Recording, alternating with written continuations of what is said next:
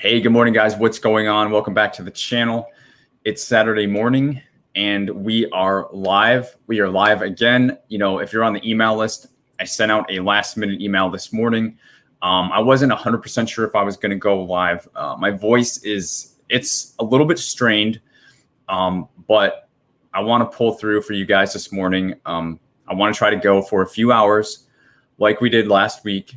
And I find the conversations that we were able to have last week, they're just so much more productive and meaningful. And I think going deep, doing this for maybe just like once a week or something like that, or every other week, going live for a couple hours, we're able to have a lot more meaningful conversations than just showing up for like an hour.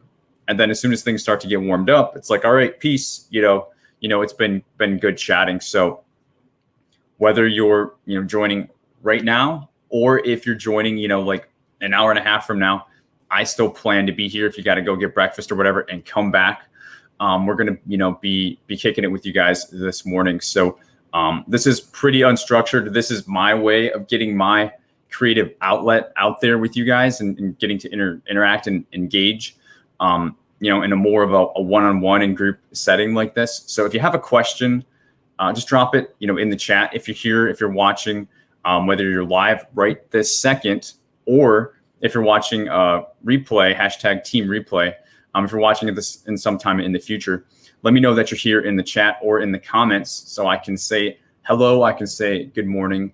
And yes, of course, if you have a question, this is time for you guys. And we're going to see, what kind of trouble we can get into this morning. I do have sam.gov pulled up. We may or may not take a look at some live bids. If you're bidding, and if you have something that you're actually looking at, throw that in the chat. I'll take the link. Give me the sam.gov link. I will pull that up, and I'll take a look at it with you. Think of it as getting a little bit of free coaching, a little bit of free advice that way. So we've got sam.gov as an option. I do. At some point in time, whether we do it today or not, I'm not entirely sure. Want to show you FPDS, Federal Procurement Data System.gov. It's my favorite website besides sam.gov. Not that I love sam.gov, but it's an essential. You can't get away from it. So we may do some live demonstration with FPDS as well. I think that would be kind of a cool newish thing I haven't showed here on the channel in a while. So we may get into that as well. We've also got like GSA e-library. But last week, guys, what we did was it was a lot of Q&A. So I'm also open to that as well. So it's really, we're just going to take it. I have fun not being structured. So that's what we're doing this morning. Good morning, Jamal. Good to see you. I think you were hanging out with us last week, if I do remember correctly. So good to see you again. Hope you're doing well. Maybe you got some fun weekend plans. Maybe you're working the weekend. So guys, I wanted to kind of kick things off this morning, give people a chance to, get here on the live, and share a conversation with you that we had yesterday during our office hours with the members of the GovCon Gold Rush program that we have. I'm sure a lot of you guys right now you've heard of or you're a little bit knowledgeable of our GovCon Gold Rush government contracting training program. And every week we have office hours where we have a bit more intimate, one-on-one setting, where people can, we can get a little bit more nitty gritty with what they got going on. Also talk about, the program and things that are going on there. And I wanted to share a conversation that kind of stemmed from that, because I think it would be something that, really anybody can relate to.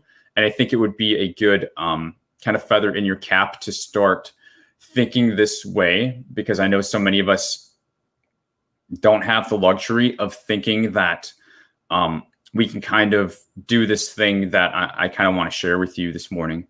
So I was thinking we kind of open things up with that. And by then we'll probably have some more people. Again, if you are live watching, let me know that you're here in the chat. If you got a question, drop that down in the comments.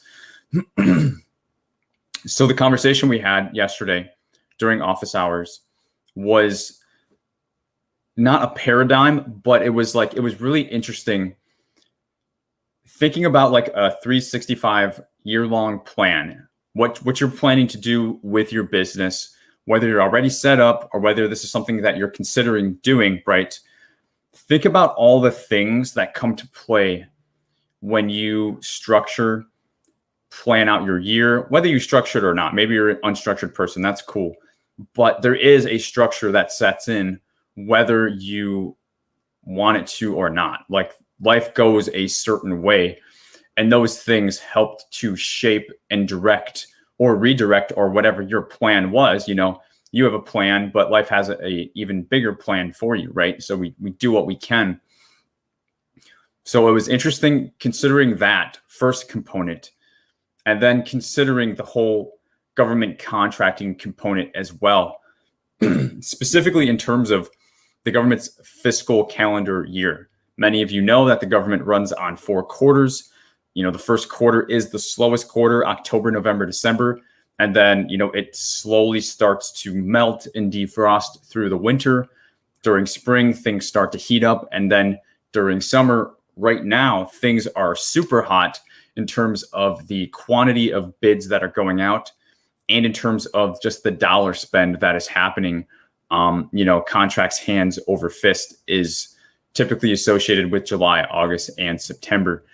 So knowing that, and then knowing kind of in the terms of like a bit of a personal inventory, if you will, of what you have going on in your personal life, your personal relationships, if you're working a job, what have you, how do you integrate those two things, right? Because our businesses are not life.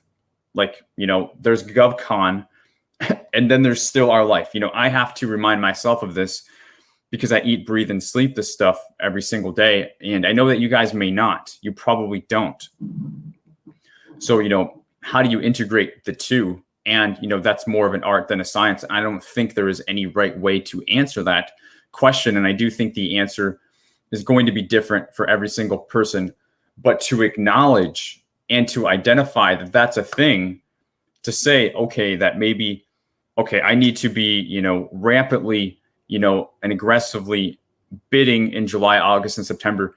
But if like that's not going to work in your personal life and the rest of that pie chart that you have going on, that is your life, if that's not going to mesh, then you need to plan for that. And it's even more interesting because I think what's happening, well, it's not what's happening, but just the way that it is, the current meta, the way that the world works is, things slow when it comes to business, things slow down a little bit. And in our personal lives, even things slow down a little bit in the summer. Kids get off school, people take vacations, families take vacations. You see it, retail sales are down, online sales are down during that time. People are spending their money on, getaway things or, what have you, right? That's the stereotypical time of when that happens. It's not usually like, February, people are taking all their vacations. It's like, no, it's July, August, maybe September, maybe June, but this time. But that also coincides with the busiest freaking time of government contracting. So that was, the ultimate interesting paradox and kind of conclusion that these two things are not in alignment. And I'm not just talking about taking, vacation or whatever, but it applies to many different things throughout the year. Like if you think about January 1, it's the new year. People are, hardcore about setting their goals. People are getting back in the gym. People are wanting to do stuff and make things happen, right? But then look at government contracting. It's one of the slowest times of the year. So, it's not just the whole vacation thing. We also see it on the opposite end of the spectrum. So I think it's interesting to point out, and it's something that I never really talked about or even consciously realized on this level. So when we had this conversation in the Gold Rush office hours yesterday, I kind of made a note because it was just like, it was a new perspective because this is real life, guys. You're like okay, I want to do this. Well, if you're going to do this, you have to have a business. If you're going to have a business, you have to have a plan. And if you're going to have a plan, you have to consider what's going on at least over the next, 12 months to figure out when are you going to lean in to these different activities, because you can't just do everything all the time, and you shouldn't, because if you are, you're taking away from the things that you should be putting even more emphasis on. And we teach this in the program and how to do this in detail, but it's like, okay, if I know July, August, September is the busiest time of the year for bidding contracts, should I use this time to start to try to establish relationships? Probably not, right? I mean, and if I know that there are other slower times of the year and there's not that much to go around, would that be a better time to maybe establish contact and then follow up with that person? I think so. I definitely think so.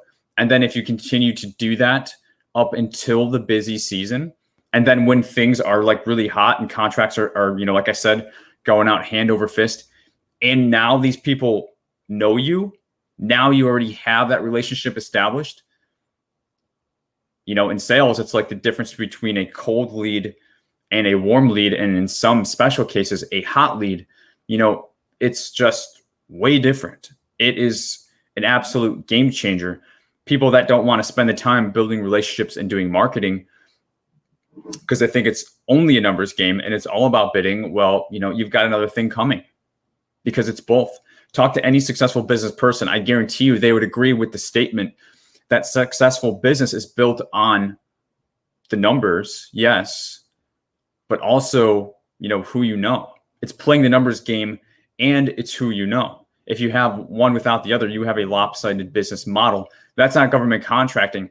That is just business. A lot of business is procured through relationships, and that's no different for government contracting, right? So what emphasis throughout the year, and how does it integrate rather with your personal plan, with your personal life of what you're able to do? If you're not considering that, and you're just like, no, I'm going to be a robot. I'm just gonna be a machine, and I'm gonna do these things because so-and-so told me.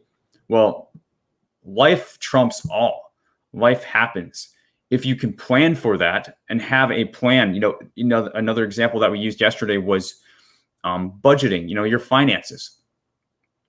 A budget should account for, kind of every dollar that comes in and comes out, right?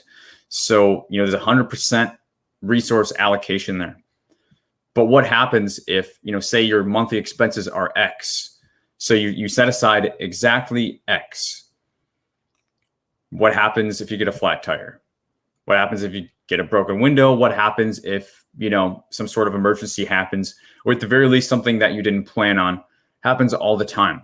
Well, if you've only allocated X and you don't have a rainy day fund, you're in trouble. What are you going to do? You got to borrow money. You got to sell something. You've got to work extra hours. You got to, account for that. You've got to fill that gap because you have to, right? And then that means you are off your plan. It's taking you on your back foot.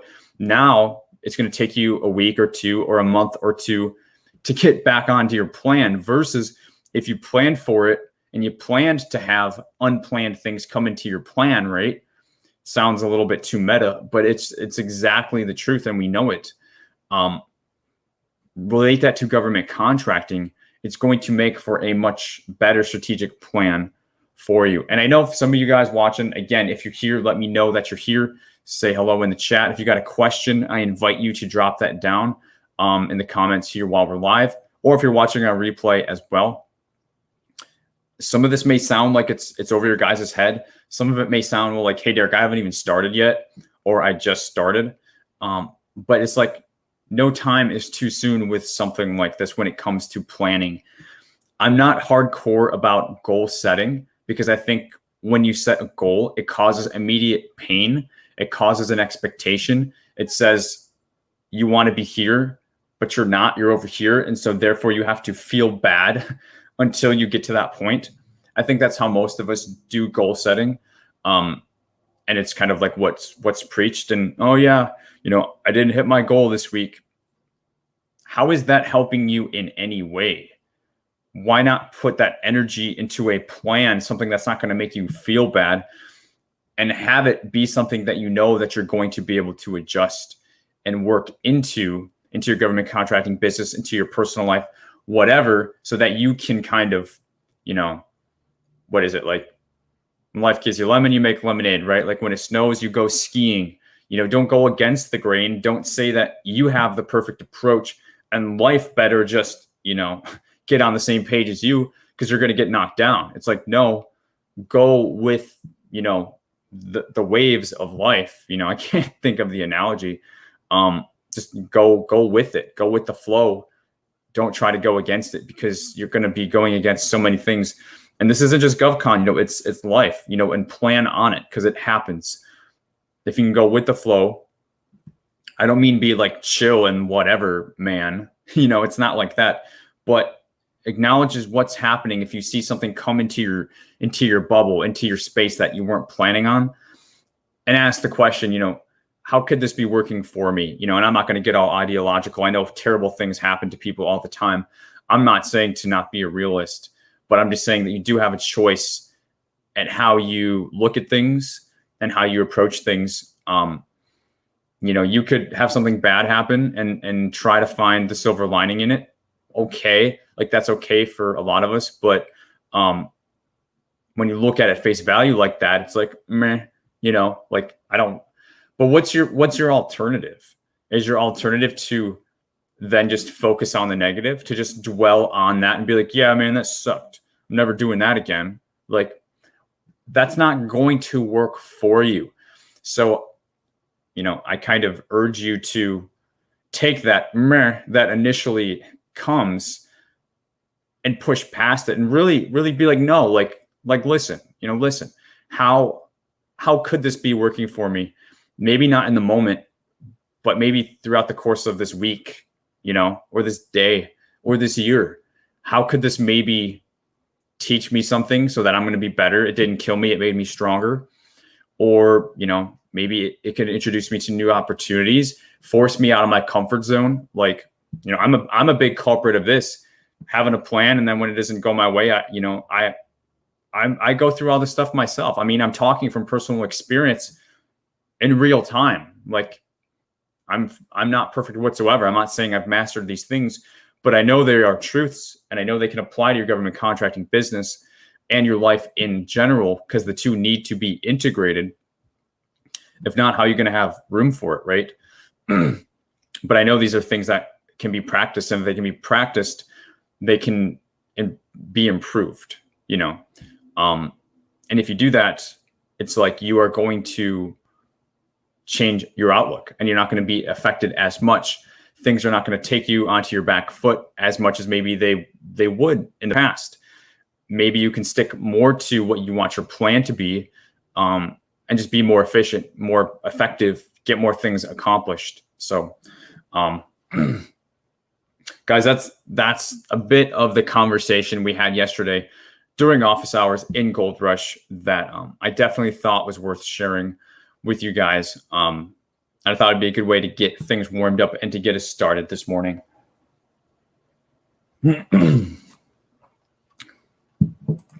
So, guys are awfully quiet this morning.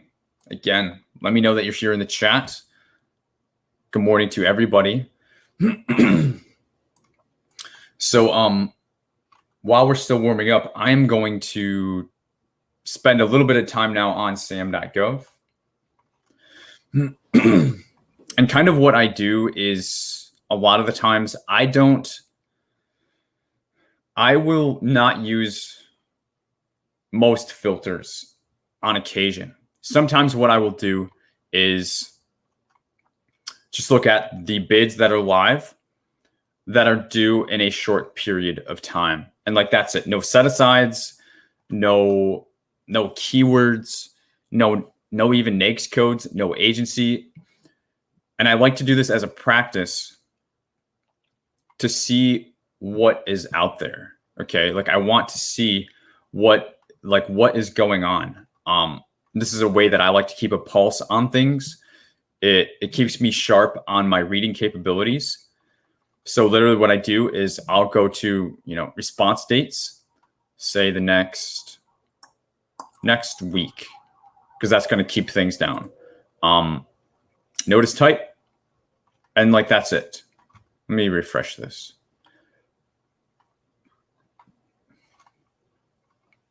So we've got 3,200 search results. And then I just start to scroll. I read the titles. Let me zoom in a bit for you.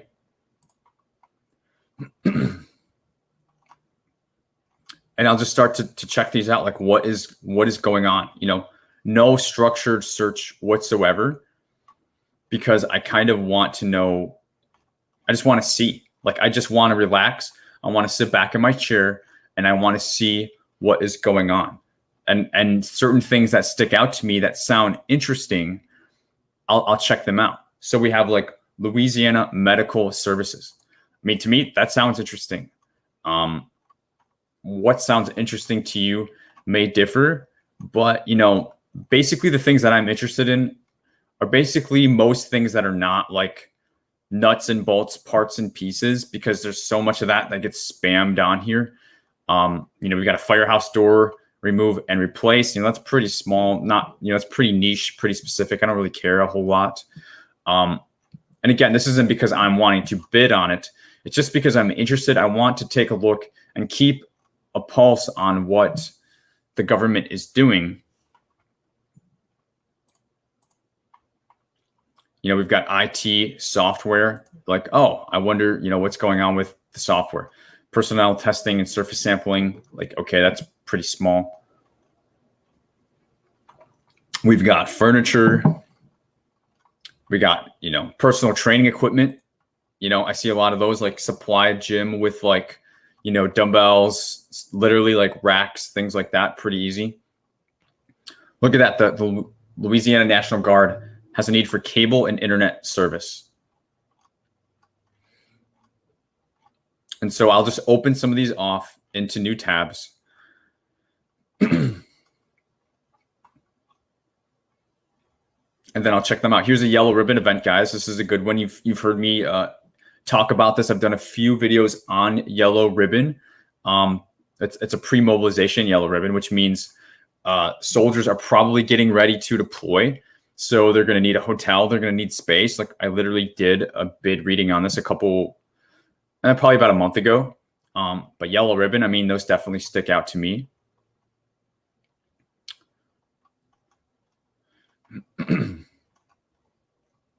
You know, it's like everybody has their own definition of quote unquote good ones, you know, things that catch our eye. And it's really good for you to develop this skill set. And the only way to do it is to do like 1,000 of these practices. I've been doing it for 8 years, almost on a daily basis. It's just like, you know what is and what is not at some point. I don't know, this analytics thing may be cool. Spatial data services, you know, someone who's in IT would be interested in that. Air traffic control tower. I'm not sure if this is more about the construction of the actual tower or if it is the service, the staffing of air traffic control. That's something that I've done. We did transient alert services. So we had ATC staff in an air traffic control tower. So that was pretty cool. That was for the Army National Guard. So, you know, I think of that. This is for the FAA, so it would be similar.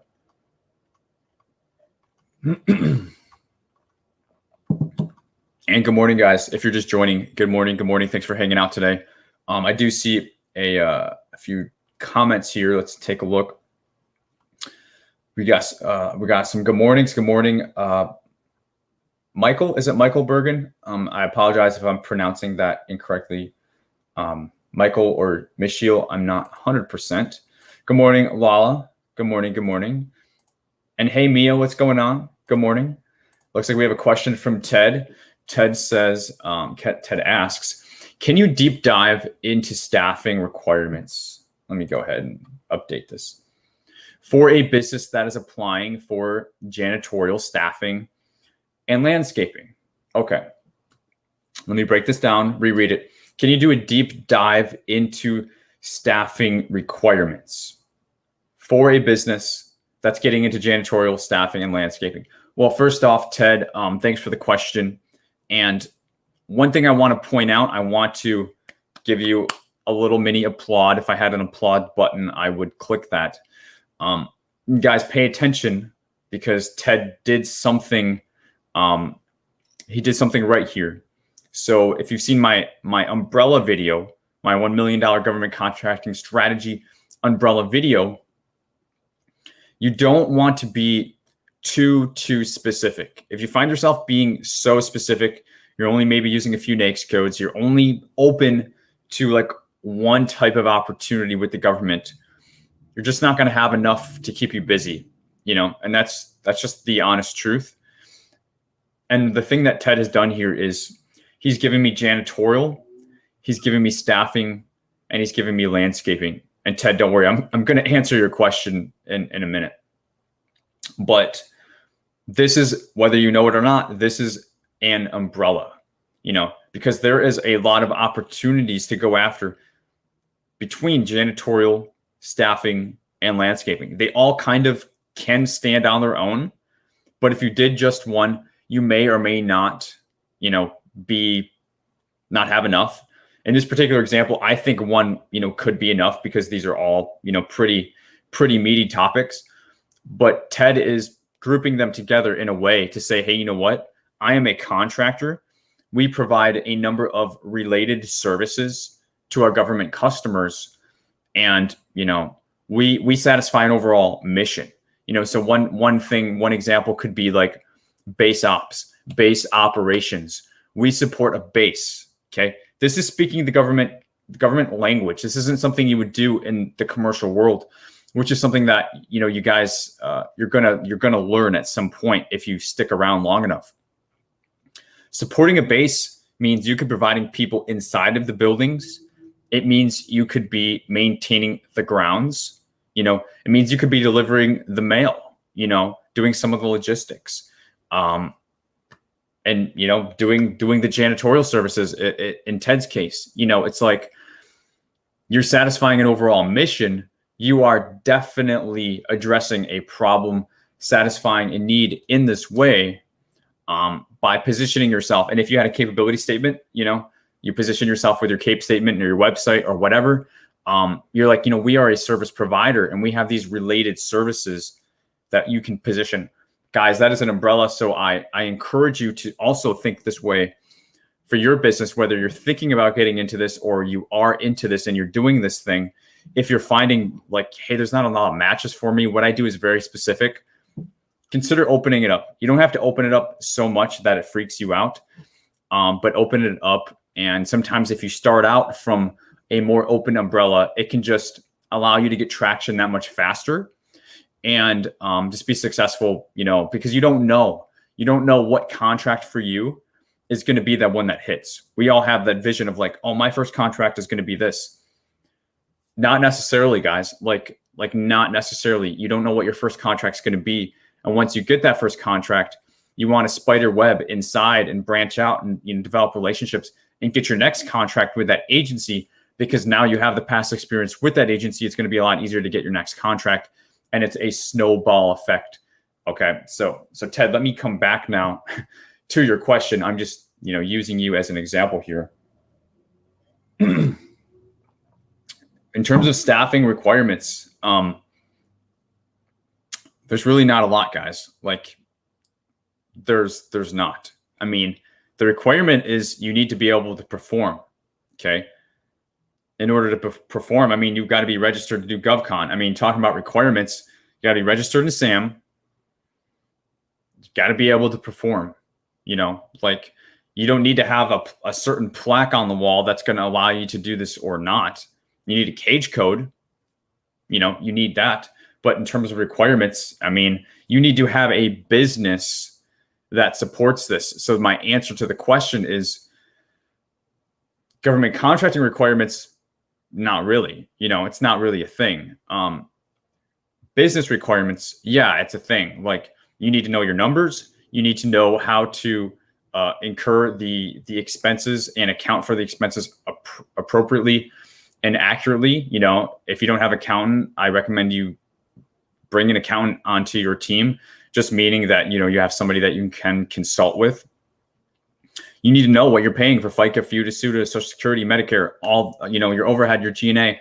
You need to have those numbers figured out ahead of time. That is a requirement for a staffing and a service business. You need to have payroll ready to go. That is a requirement for a service-based business. You need to be able to manage employees, especially if you're going to be doing things in different states, which you totally can do. And I do recommend that. But you need to be able to manage remotely. That is a requirement. Okay. So there's no special type of things typically, like the only thing that you may run into is, if you're going to be getting into like secret clearances, security clearances, okay, that becomes a whole other level if you're going to go after secret cleared contracts. Okay. But most people don't go that route because they don't have the clearance to do so. That could be a government contracting thing. Aside from that, you could have, there's like it's called like terrorist awareness training. There's these little micro trainings that when you win a contract, they give you the link, and anybody who's going to be on the base, like your employees, they just got to go and, watch the video and answer a few questions, and then they get their awareness training. There's like little tiny type of requirements like that, things that you can't even really prepare for until you win a contract.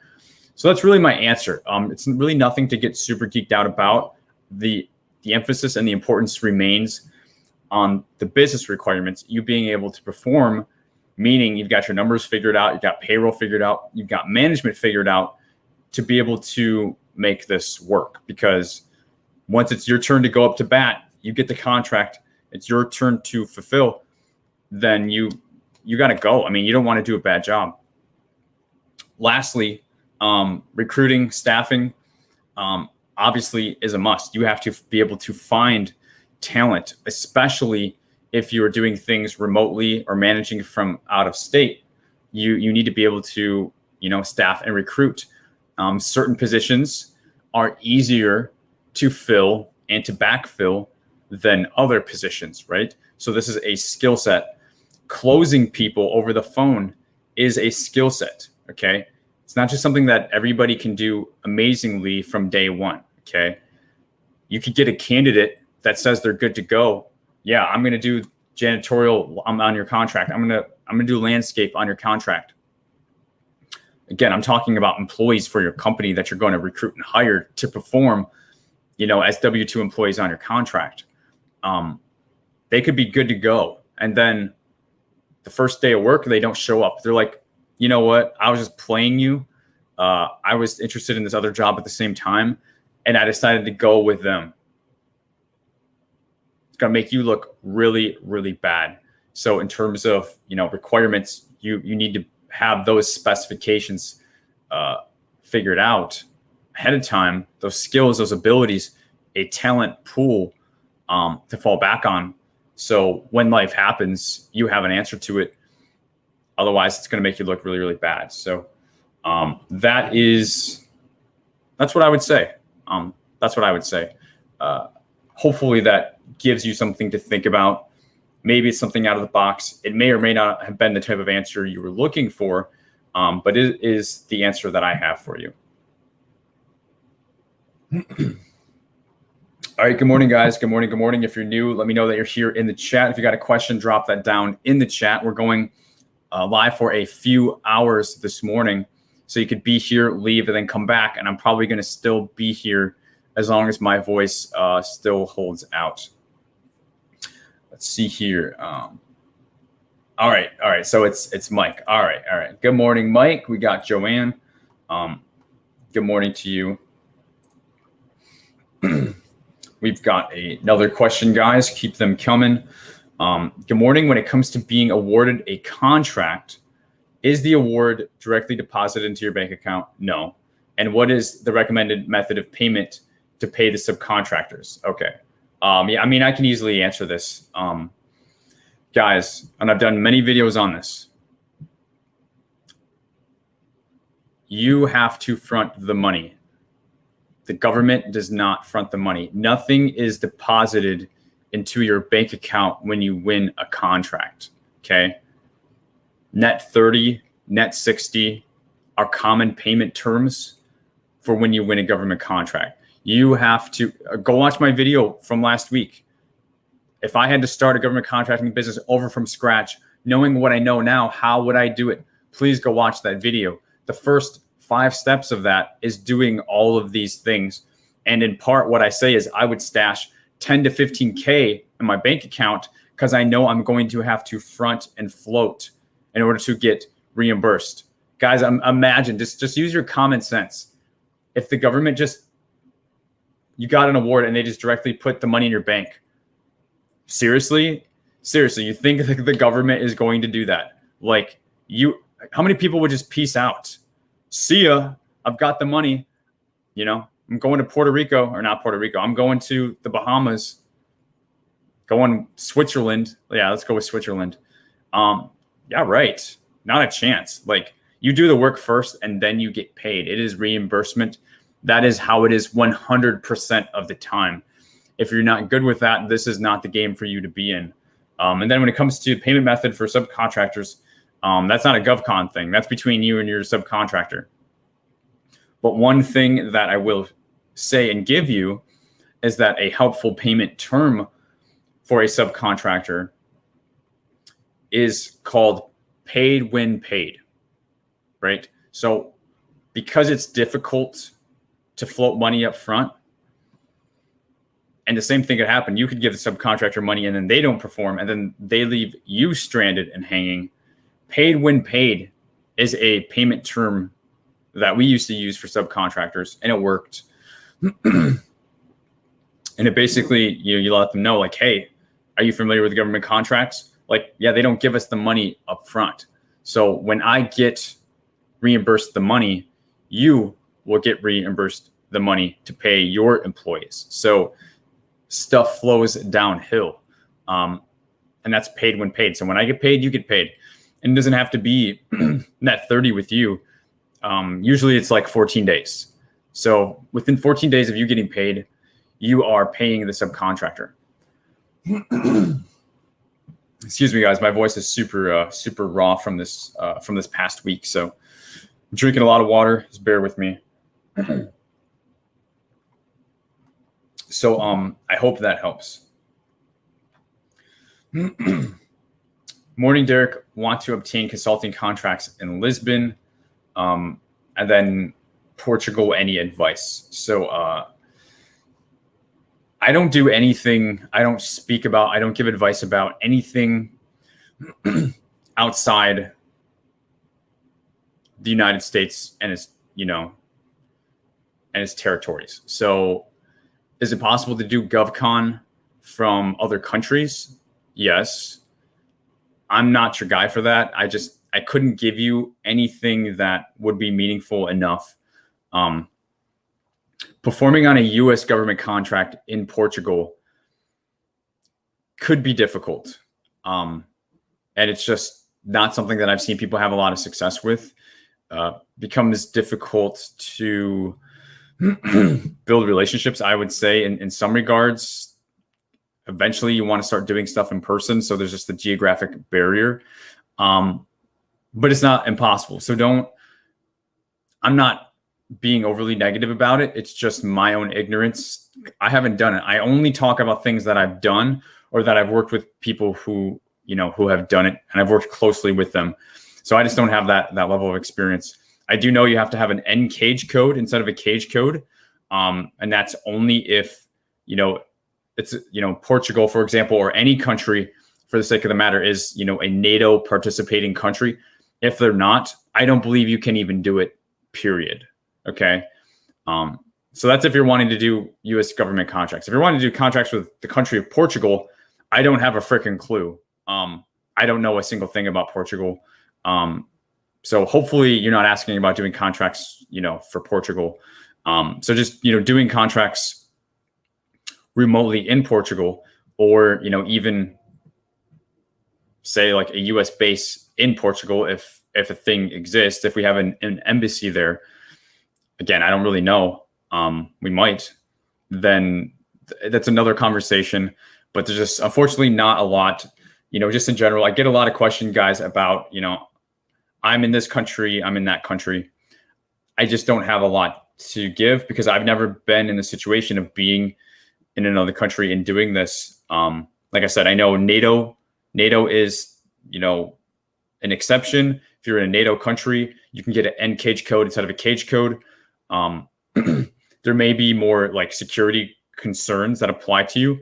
Other than that, I don't have much more to say.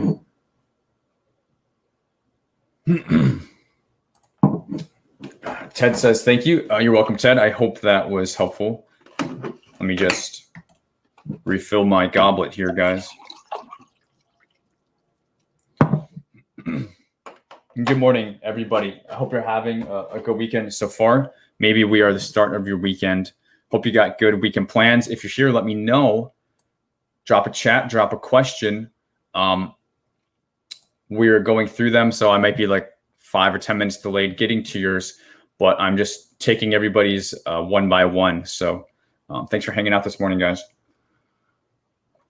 And again, we're going to be going for a total of probably 2.5, 3 hours if my voice will let me. So we will keep pushing through. Okay, according finances, what are your thoughts on partnering with a company that will help fund your contract? Will you have to take more of a haircut on your commission? I'm not sure exactly what you mean because you use the word commission. Commission makes me think that you're being a GovCon consultant, which is not something that I advise if you don't know government contracting. So I would need some clarification regarding that commission. Unless you're just saying like your profit or your fee, there is a difference. So what are your thoughts on partnering with a company that will help fund your contract? I can only take it from the context of like a silent partner. Make sure that it's somebody that you trust and you know where they live. If they try to screw you over, I'm doing my best to answer the question here. I don't know, like what happens if something bad happens, those are the contingencies. Those are the things that go through my mind with that type of thing. What do they want out of it? I mean, will you have to take more of a haircut on your commission? Well, I mean, yeah, like obviously if you're having like a middleman and they're going to want, a return on their investment, well, that's got to come out of your profit, So yes, like the money's got to come from somewhere. I mean, I think the answer to that question. I just don't know if I'm missing some context around it. But guys, it's like, you got to have some money in the bank, oftentimes. Like I said, I would at least stash 10 to 15K, which is not a lot at all. And I would get started there, whether you're in services, whether you're in supplies, what have you. Like, the government's good about getting you paid typically. But you also kind of got to start small so that you don't need a whole bunch of funding. I mean, you shouldn't be going out trying to get hundreds of thousands of dollars or whatever, even 50 or 75 grand before you even win a contract if you've never even done this before. It's just, that's the cart before the horse, and I wouldn't recommend doing something like that. So like, yeah, I mean, it just sounds like more of a relationship thing. Like if you're wanting somebody to front you some money and, help pay the employees up front until you bill or whatever, like that's up to you. But yeah, of course, they're going to want something out of that, and that's going to take away from your profit. I don't think it's a bad thing if it's like the only way you can perform. Cool. I mean, now we're getting closer to thinking in terms of a strategy called buying past performance, where in your first contract or two, you don't make a lot of money, but you gain the experience and you get some working capital built up and things like that. You just get the engine running. And then once you get that startup, then, you're kind of good after that. So, I mean, if that's what you got to do to get it going, I mean, I guess I would be behind it. I would be behind it for that reason. So hopefully that helps to answer.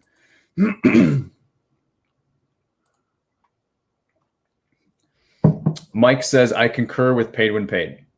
I also add 10 days or the amount of time it takes for the bank to clear. Excuse me, guys.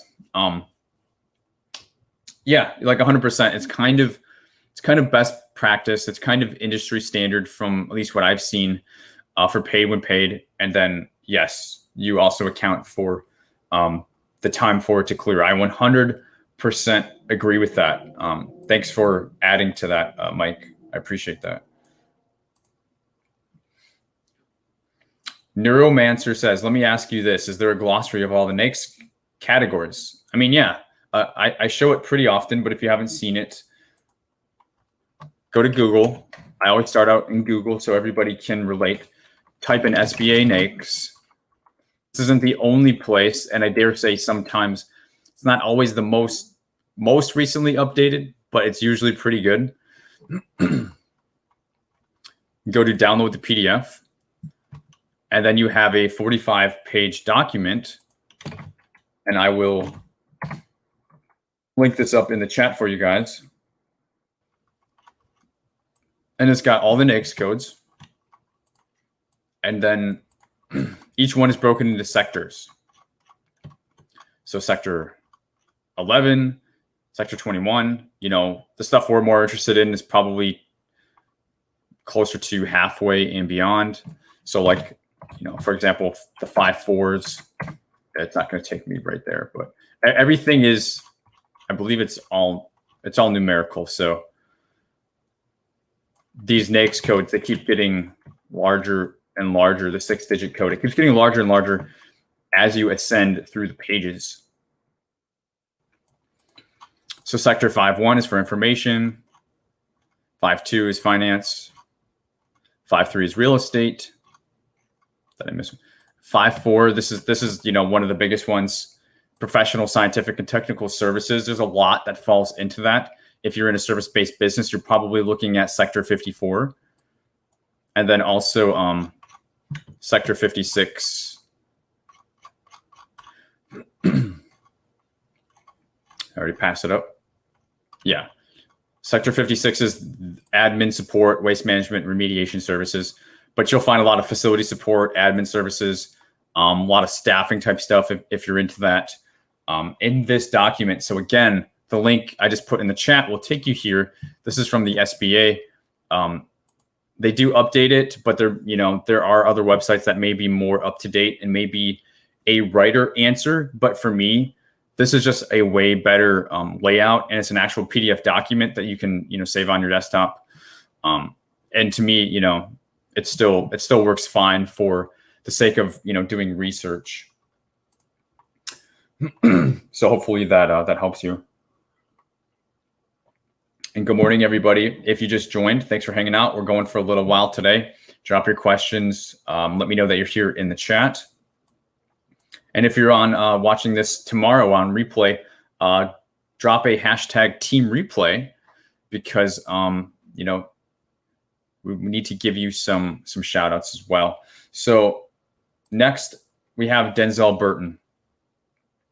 Great day today indeed. Let's say I wanted to get a low barrier to entry. Which niche should I start to get started? I'm quitting Monday, just tired of the 9 to 5. Okay. Denzel, what I would say is, since you say you're quitting, first off, I have to preface this by saying I'm never an advocate of just quitting your job and doing GovCon. GovCon is a multi-year game if you do it right. Okay.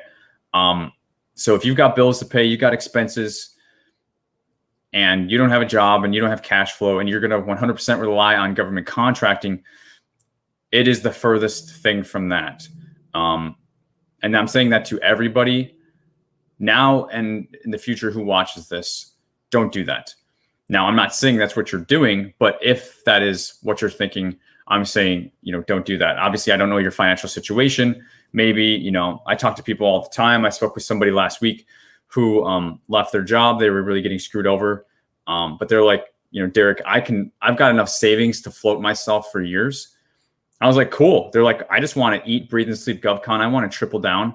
I'm like, okay, well, I can get behind that because I know that your bare essentials are going to be taken care of. So that's number one. Assuming that's taken care of, the low barrier to entry, it's the same answer that I always give, which is I like the staffing model. I like staffing, the 5-4 and the 5-6 sectors that we just looked at, because it is lower barrier to entry. You don't need a very technical skill set to do that. You need to be able to recruit. That's something that you can learn. You need to be able to have access to resources like, ZipRecruiter, Indeed, Monster, whatever, to find people. That's something that a average person can accomplish. And then there's a lot of opportunities out there for this particular niche. The government needs a lot of services, a lot of service providers, and a lot of it can be clerical, professional, administrative, to begin with. And then if you want to branch into other things and grow after that, like you totally can. But, I said it when I first started coaching more than 3 years ago now. And my opinion has never changed. It's like, and again, the video I did last week, if I had to start a GovCon business from scratch, over brand new, knowing what I know now after being in this for, more than 8 years, going on a decade in a couple of years, that is what I would do. I do recommend going back and watching that video because I detail in a lot more details than what I'm going to share right now. I give you 10 exact steps of what I would do step by step to make sure that's locked in. But that's what I would do, and that is what I recommend. So yeah, probably check out that video. It's, again, it's the video of how I would start over knowing what I know now. But professional administrative staffing is the low barrier to entry. But again, depends on your financial situation. That's only if your financial situation is going to be taken care of.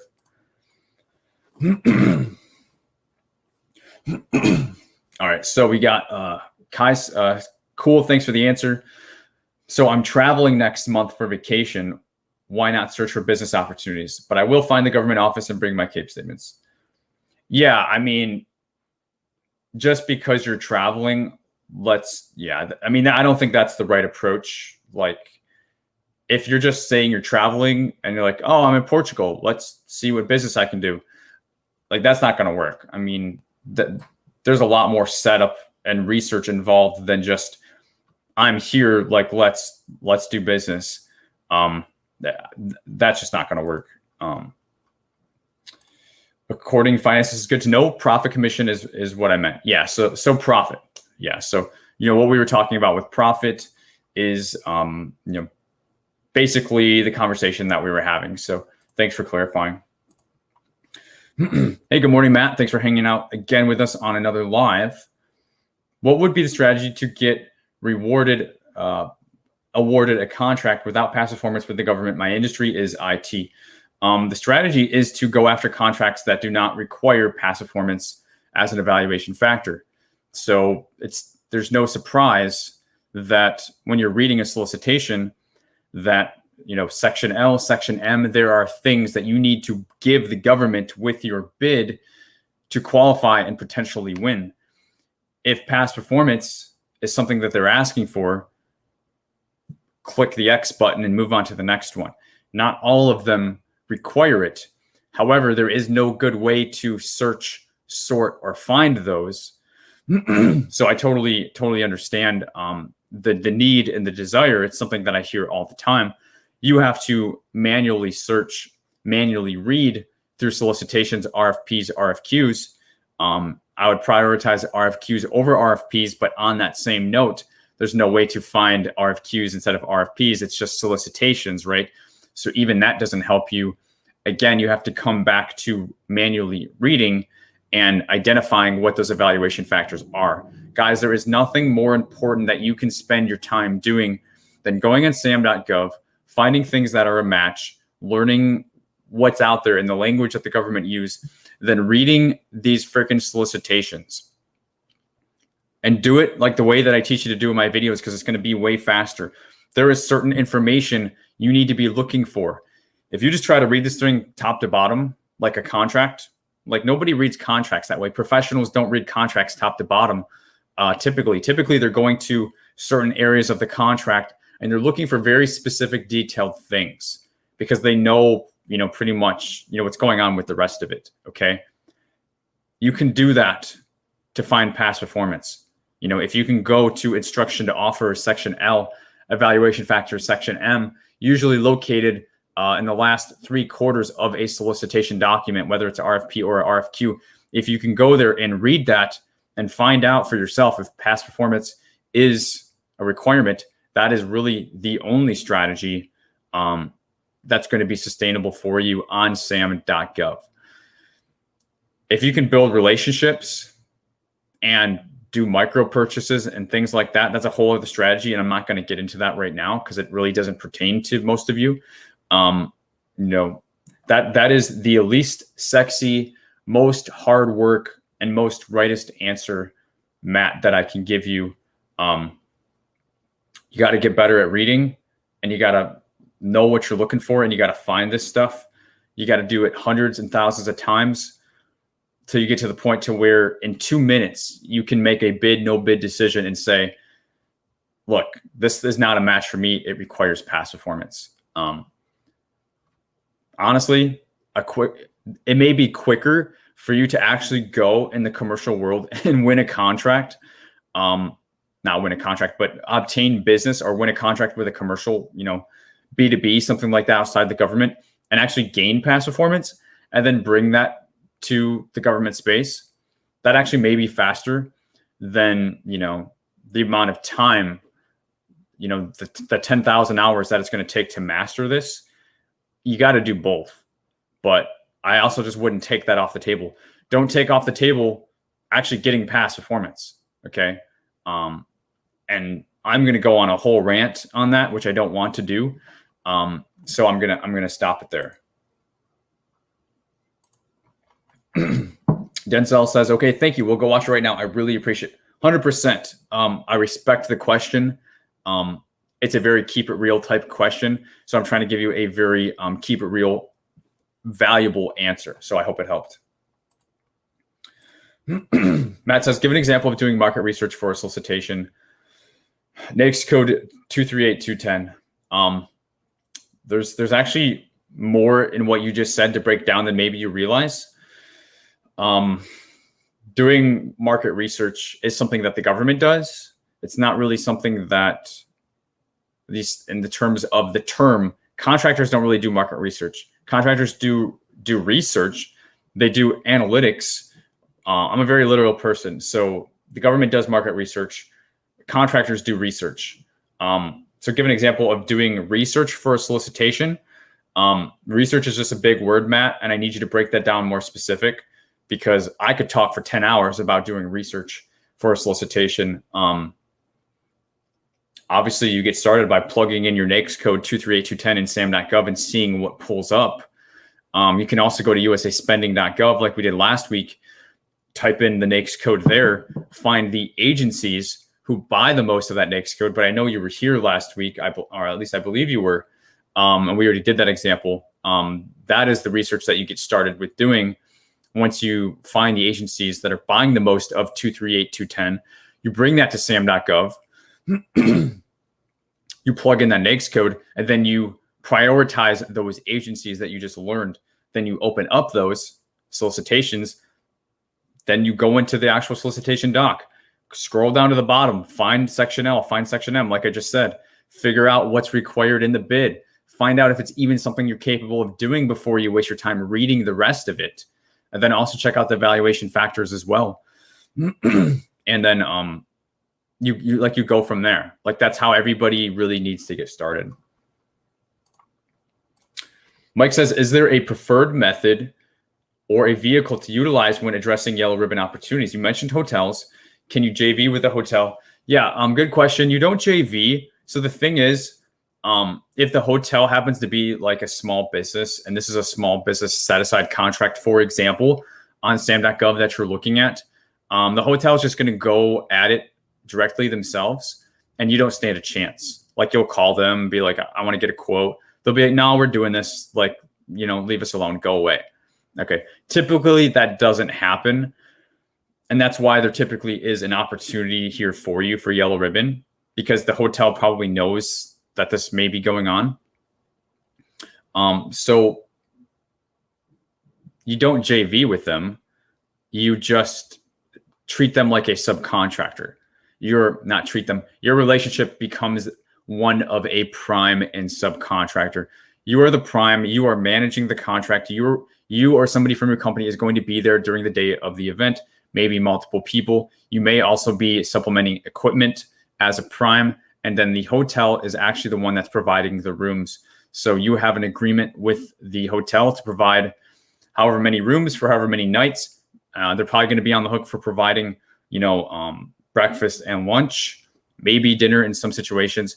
They're going to be on the hook for providing, a conference room or a breakout room with maybe some VTC, video teleconferencing equipment, a presenter thing with a drop down so everybody can look at it in the big room, that sort of stuff.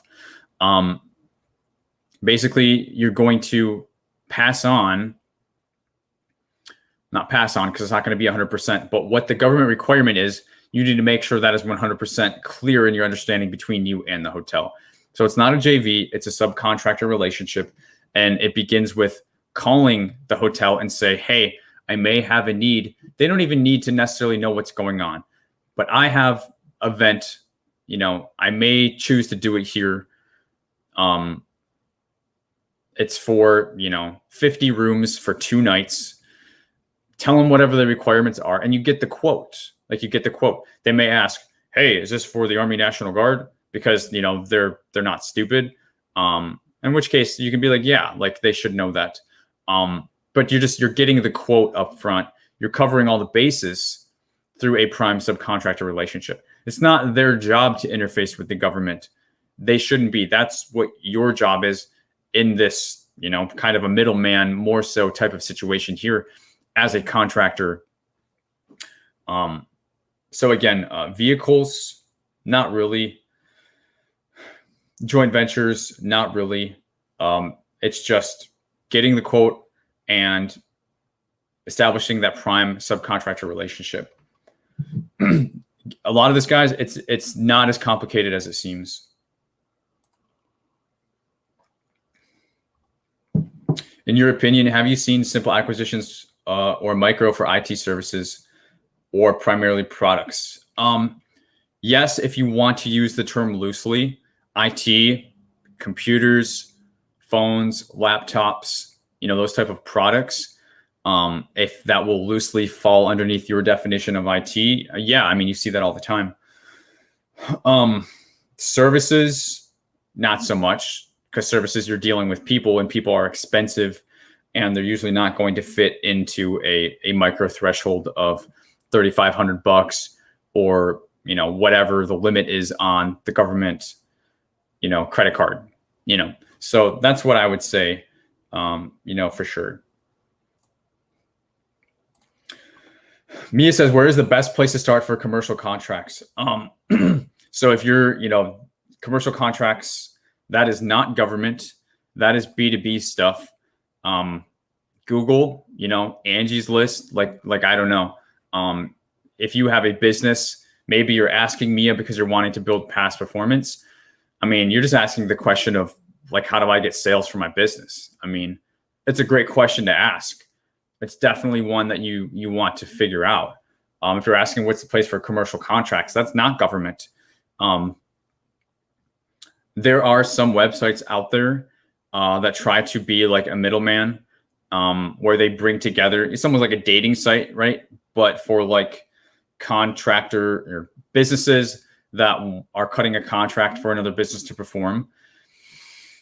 I don't know of any really great ones. Otherwise, I would give that to you.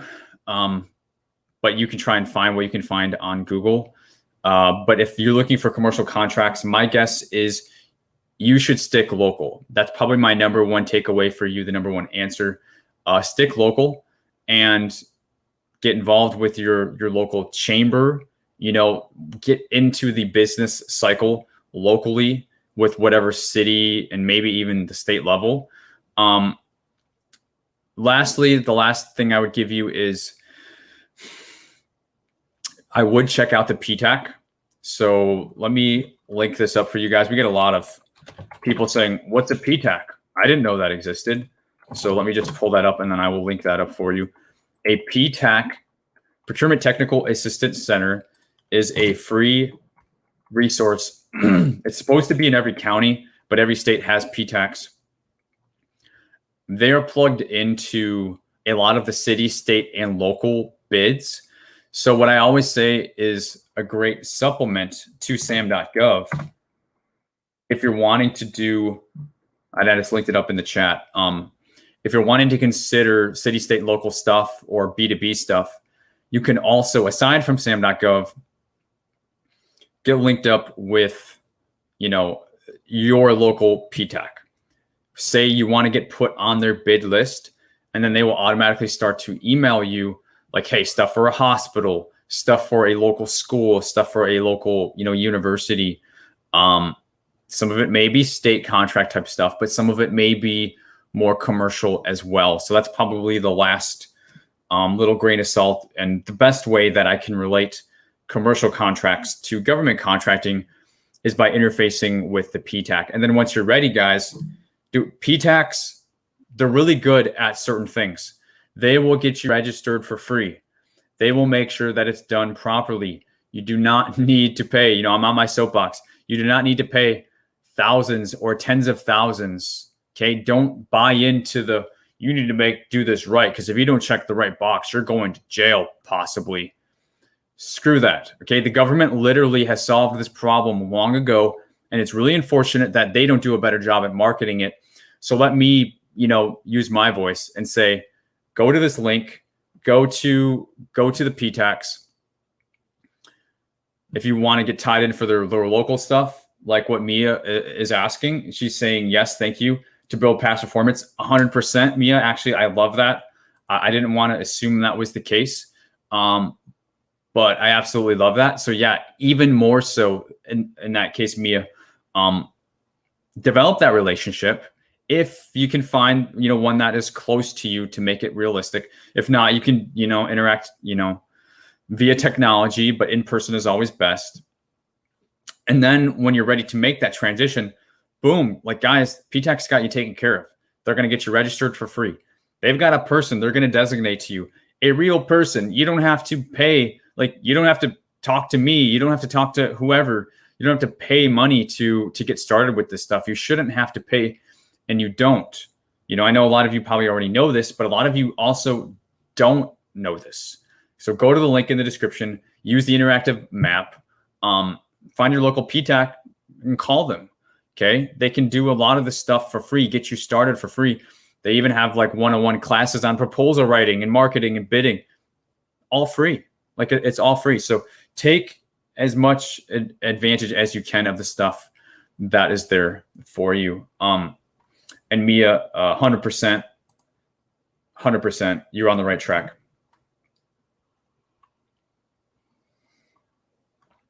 All right. Good morning, guys. If you're just joining us, good morning. Good morning. Drop your questions in the chat. We're taking them one by one. Audrey says, research NAICS codes on the site. Yes. And then also, I need to create an Excel sheet to help me keep organized. 100%. I think that's a good tip, Audrey. Guys, once you do a little bit of this research, get organized. I don't have all this stuff memorized. Nobody has this memorized. Contracting officers don't have this stuff memorized. We all have tools that help us. Having somewhat of in Gold Rush, we've got a pretty fleshed out, a pretty advanced tracking sheet. And it acts as a CRM. It also acts as a bid tracker. It's an actual Excel workbook, but you don't need something like that to get started. Identify your NAICS codes, identify the agencies that you're going to be throwing darts at, right? Go to USA Spending, find who's buying the most of what you have to sell. I talk about this all the time. Put those 1, 2, 3, 4, 5 agencies down. They are your primary targets. This is your year-long plan. These are the agencies you want to spend your time with, right? You want to go deep instead of going wide. Just because everybody, has a solicitation on the street that is a match for your keyword or NAICS code does not mean you should go after all of those, because if they only do one per year, what's going to happen after that contract ends if you win it? Now you have no more opportunity. You guys, you are not big enough to chase everything. You have to be very, very careful with your time, which means you need to spend your time at the agencies that have the most opportunity for you long term, so that when you win a contract with an agency, you gain that past experience. Now they give a damn, and you could potentially win another contract. But if they just don't do this stuff very often, how are you going to leverage that? Now it's like you went down a street and you've only to find out after a mile that it's a dead end road. Now you got to back out and then go somewhere else. No, you want to start out on a street that is going to take you miles and miles all the way across the country. You don't want to be hitting any dead ends, even if it means you win, one or a small contract. It's not going to be good for the lifeblood overall for your business. Because what happens when you start hiring employees, you gain overhead, you invest in inventory, whatever your business is in, and then the contract ends. Well, now you got to fire people. Now you got to try and sell things for cost. Now you're stuck on a lease that you can't afford. Whatever things you had to do to accommodate that contract, it does happen. And if you don't have, additional contracts, then you're screwed kind of. So, all of that starts with having some basic organization in your business. And I love Audrey's point. Check your NAICS codes, check your agencies, keep tabs on the things you've responded to. Guys, don't invest all this time to respond to a source of sought, to respond to a bid, and then don't do the follow-up. You don't ask for a proposal debrief if you lose. Why would you get that far and then just stop and be like, okay, I guess I didn't win, on to the next one? No, you got to make the most of it, right? You got to make the most of it.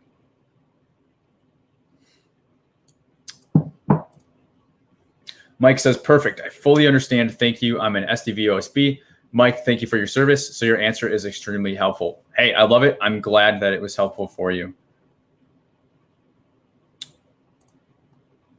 All right. Ann K says, what is the best way to satisfy the business address portion of receiving a cage code when privacy is a concern and you do not desire to disclose a home address?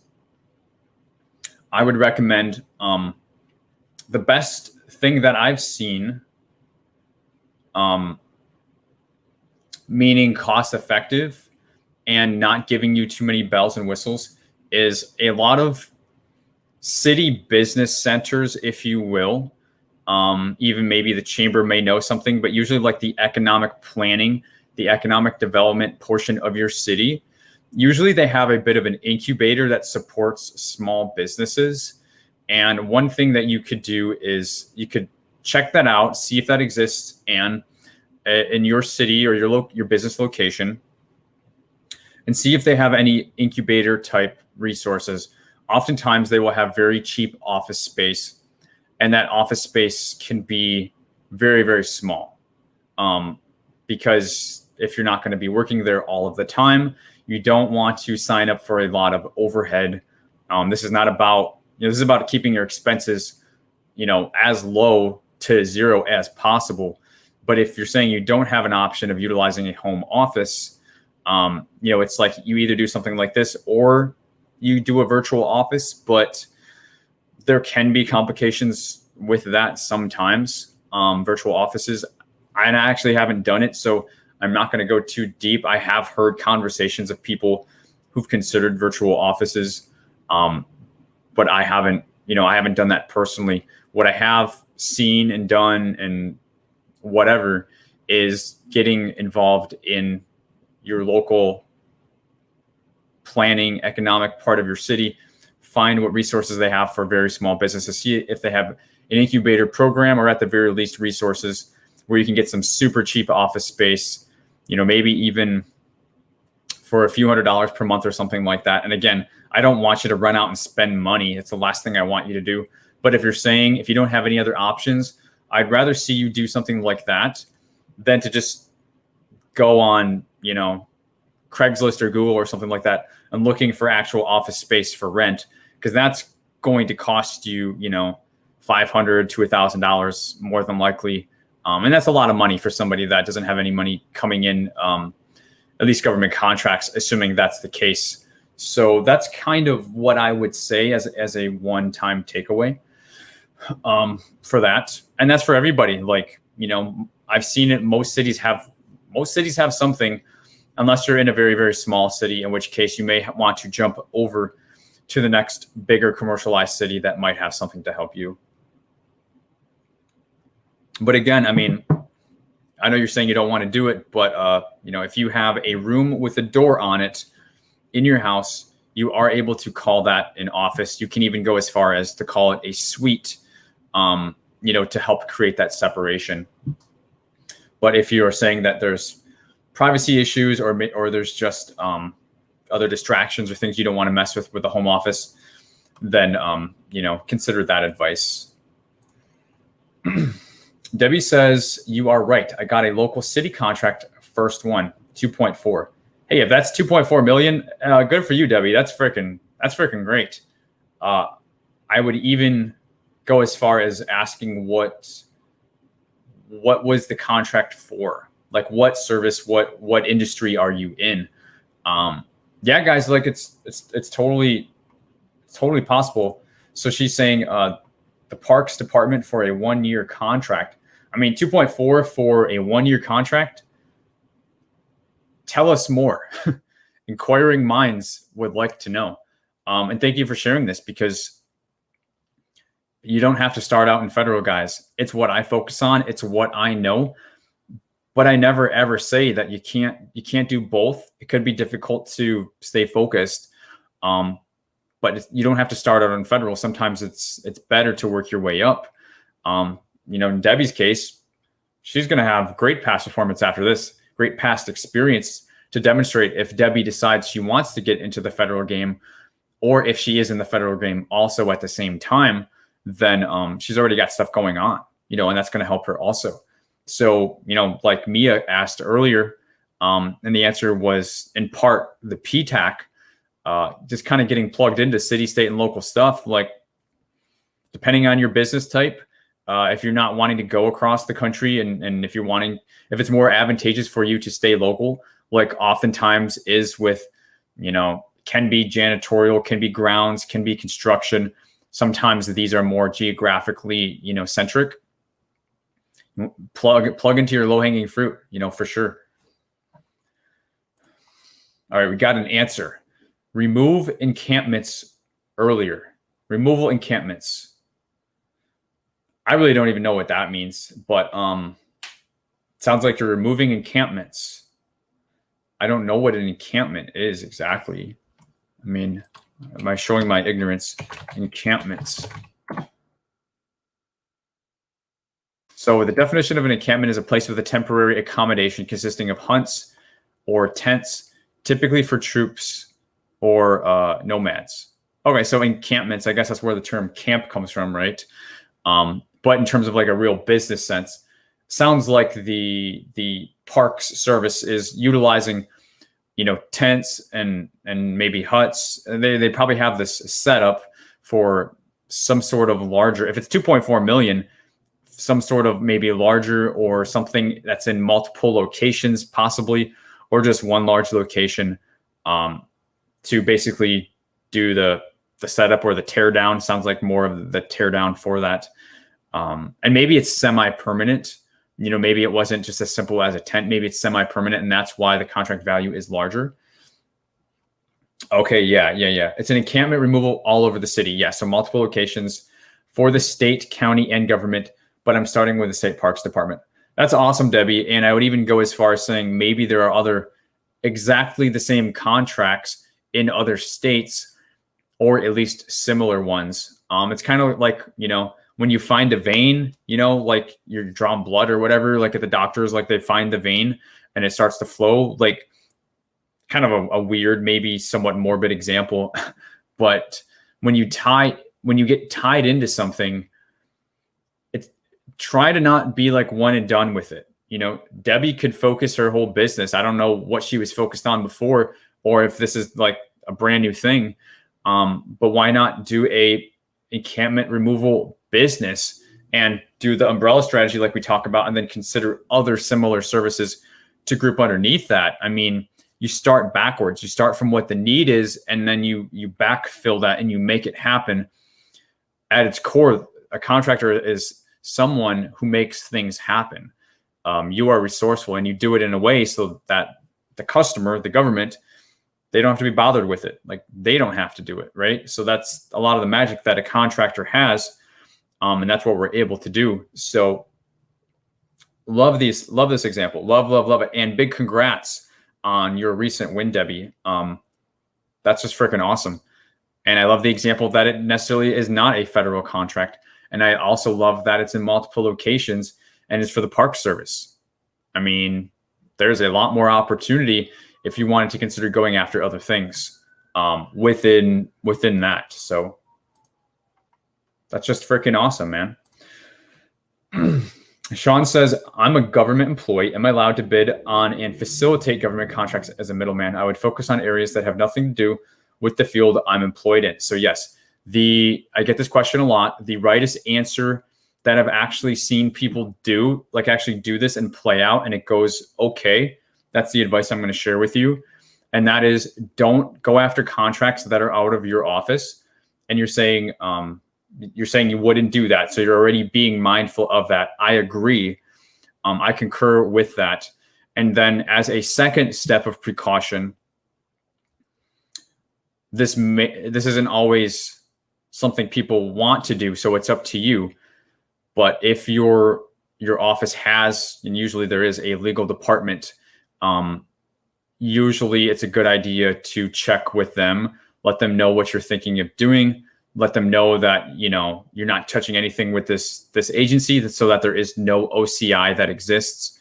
But you just want to make sure that, you know, you check any of the boxes that they may specifically have, because different agencies and different offices, depending on, you know, who you're working for, Sean, they may handle it a little bit differently. So that way it's like you can use the overall approach of not touching anything where you're at. That applies to everybody, but then also add the local component to make sure something's not a little bit different.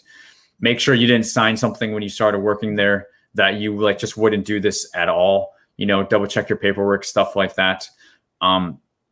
People do it and it works out for them. So that's something that I've seen a fair amount about. And I think you can do it. Like, you can do it. You just want to make sure you're doing it the right way. And that would be my recommendation for that. Whoa. All right. Good morning, guys. We are going strong. If you got questions, drop those in the chat. Let me know that you're here live. If you're watching on replay, do hashtag team replay in the chat for anybody in the future. So I'm going to take a little bit of a break right now, meaning we're not leaving, but one of the things that allows me to, you know, do lives like this, you know, kind of what is sponsoring me being able to invest the time and doing this for you guys live is one of the things that we offer in our business, which are the government contracting editable capability statements. And so I'm going to take a minute and share with you, if you haven't seen it, or if it's something you've been curious about. You know, today's live is being, you know, sponsored by our very own capability statements. These have been recently revamped. And what we have to offer is, you know, a number of new and included industries. So the new ones we've added are janitorial, intelligence, and like cyber. We've also added real estate is a new one. Insurance is also a new one. And your capability statement really is your first impression to the government customer. And it also works the same, you know, on the state levels as well. It's your elevator pitch. It is the thing that positions you properly. And that doesn't just mean, you know, like having your cage code, but specifically what services are you targeting? So I'm just letting you know today that we do have capability statements for you. If that's something that you don't have yet, I would urge you to at least go to govkidmethod.com, I will link this up in the chat. And what happens when you click on these, you get a lot more information. So you get to see the specific template in a lot more detail. And also we have a brand new format. So you have, both of these are one page. You should always use a one-page capability statement, but you can either use a double-sided or a one-sided. So this is an example that we have, for all of them. But for janitorial, for example, this is what the double-sided would look like. You need to edit and customize this.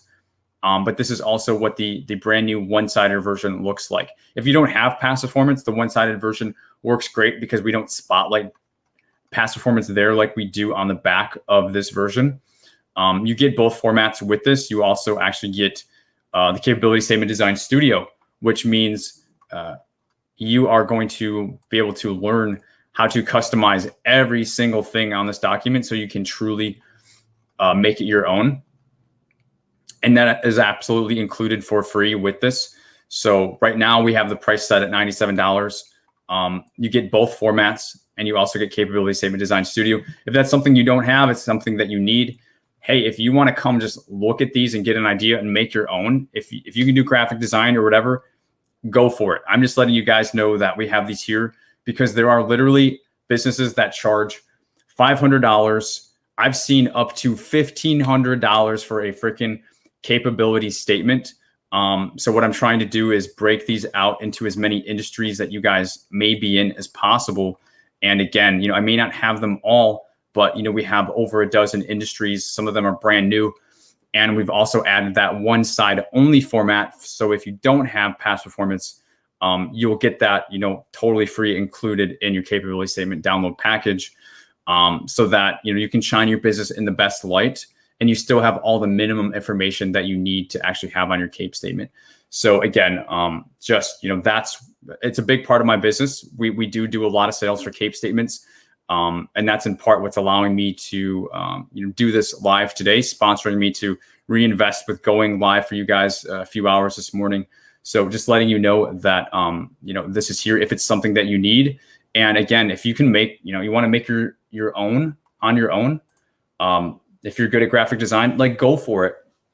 Take a look at these and just see, what is there that you need to put in there, go for it. I'm trying to give you the best options as possible, but obviously I'm not just giving everything away for free. I have a business to run. And I think it's a very, very fair offering if it's something that you need. So yeah, just letting you guys know that we have that. Debbie says, I need a new one, please. So yeah, Debbie, all you have to do is go to the link that I just posted and select whatever CAPE statement you want. And there's a buy now button. So you can purchase today or click and enroll now. If you do that, it just takes you to the checkout page, and then it will give you the login. You just log in on the back end and you download it like it's a Word doc. So you got to make sure you have Microsoft Office capabilities, and then you are up and running. So hopefully that helps, guys. Adam says, I have some questions. Is there any way we can schedule a call, please? Yeah, Adam, I do offer one-on-one strategy sessions, guys. I don't do free calls, and I do charge for my time, and it is not cheap. So if you go over to my website, again, GovKidMethod.com, if you go over to GovCon Tools, Zoom with Derek, we will get on Zoom one-on-one together for an hour and a half. And there's different options. Is GovCon right for you? Or you may want more strategic marketing and bidding support, like actually look at bids together, something, you want me to review something, that's exactly what I do. Or if you got something unique that's going on in your business, it is $500 to book. And that is because I get a lot of people who want to book. And I don't have enough time to get to everybody. So this service is basically reserved for people that are willing to make that level of investment in their business. Basically, you're only going to do this if you have a problem that's worth solving at that investment level, right? Because, say it was like $100. Well, I've got so many resources out there now that it's like, and a lot of my resources are free, right? And I give away so much on YouTube. Like there's hundreds of dollars, thousands of dollars, tens of thousands of dollars of value for free that you can utilize. So a lot of it is just me like repeating myself, saying the same things over and over. So, I pretty much reserve a one-on-one coaching to clients that have an investment level at the $500 mark that they're like, okay, this will be worth it. Because if it's not worth it to you, it's not worth it to me either, right? So that's why I don't offer like $100 coaching sessions, because everything I'm going to say to you, I've already said it on YouTube or in my free courses, and you can get all that for free. So you shouldn't pay for it anyways. So, but that being said, I have clients that I work with every month, and, that's, they want to be on that level, and we are on that level. So that's just, if, again, GovKidMethod.com, if you go to the GovCon tools, you can see that information if that's something that you're interested in. But, you guys wouldn't believe how many emails I get. Hey, Derek, can we jump on a phone call for free? Like seriously, guys, like, would you give your time away for free? And again, Adam, you didn't say that, so I'm not talking about you. But I get a lot of the requests. I wish I could help everybody, but obviously I'm running a business. I have to prioritize things. So yeah, Debbie says a little advice would be register with local government. Yep, for sure. City, state, local is definitely a thing, and federal is also very much a thing. So yeah. Yep, I think I missed going back. Sean, sorry, I think I missed you, but I'm back. A proposal I'm working on requires that the price quote be in the form of a spreadsheet. Is there some kind of template I can use? So Sean, good question. Typically, and let me know, Sean, again, sorry, I somehow your comment didn't come in. So hopefully you're still here. They should be giving you a spreadsheet. They should not be asking you to create your own spreadsheet, unless it is so very basic, where it's like, we want 2 widgets. How much is it going to cost for one? And then what is the total cost? If it's that simple, then that's a very, very easy Excel spreadsheet to make. But if it's more complicated than that, if there's different pricing CLINs, they should be giving you something. So Sean, I would inquire you to send an email to contracting and ask, is contracting providing a pricing spreadsheet for contractors to fill out?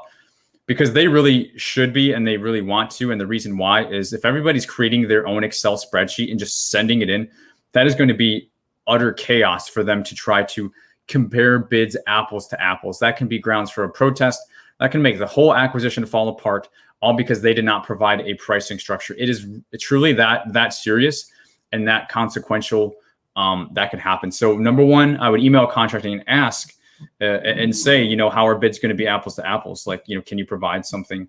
Unless, number two, it is so simple that it is literally just the item, the quantity, and then like the total, or like the duration and the total, just like simple basic math. If that's the case, you probably don't have this question, because it would be really, really easy. My last bit of advice, whether this helps you or not, check the solicitation, RFP, RFQ, see if they're giving you pricing CLINs. Literally it's a contract line item number, and then it'll be like 0001, and then 00002, and then 10001, 1000, or 1001, 10002. So they will break it down by line items, and they will have a separate pricing CLIN. A CLIN is a bucket of money that the government funds, and when that bucket is empty, the contract is over. That's what a CLIN is. So check the solicitation, see if they have CLINs. If they do, mirror those CLINs in your Excel. Take the time duration that's associated with that CLIN. If it's like a base year, an option year, if it's a duration of like 1 month or something like that, put the dates. Then also put the the price per each, the unit, the total. Those are all things that you will see in a pricing CLIN if they are giving that to you. Just include and recreate all of that in your own pricing sheet. That would be my last bit of helpful advice. But if they're not and you don't have anything, I really would send them an email and say, got to give me something.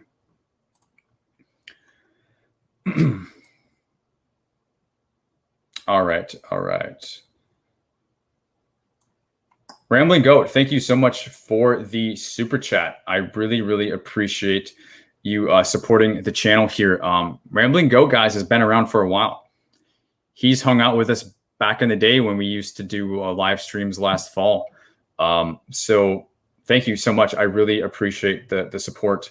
The question is, hey, Derek, I appreciate what you do. Starting with my cybersecurity company, I have worked with the PTAC. They are awesome in getting your business registered in sam.gov and local stuff.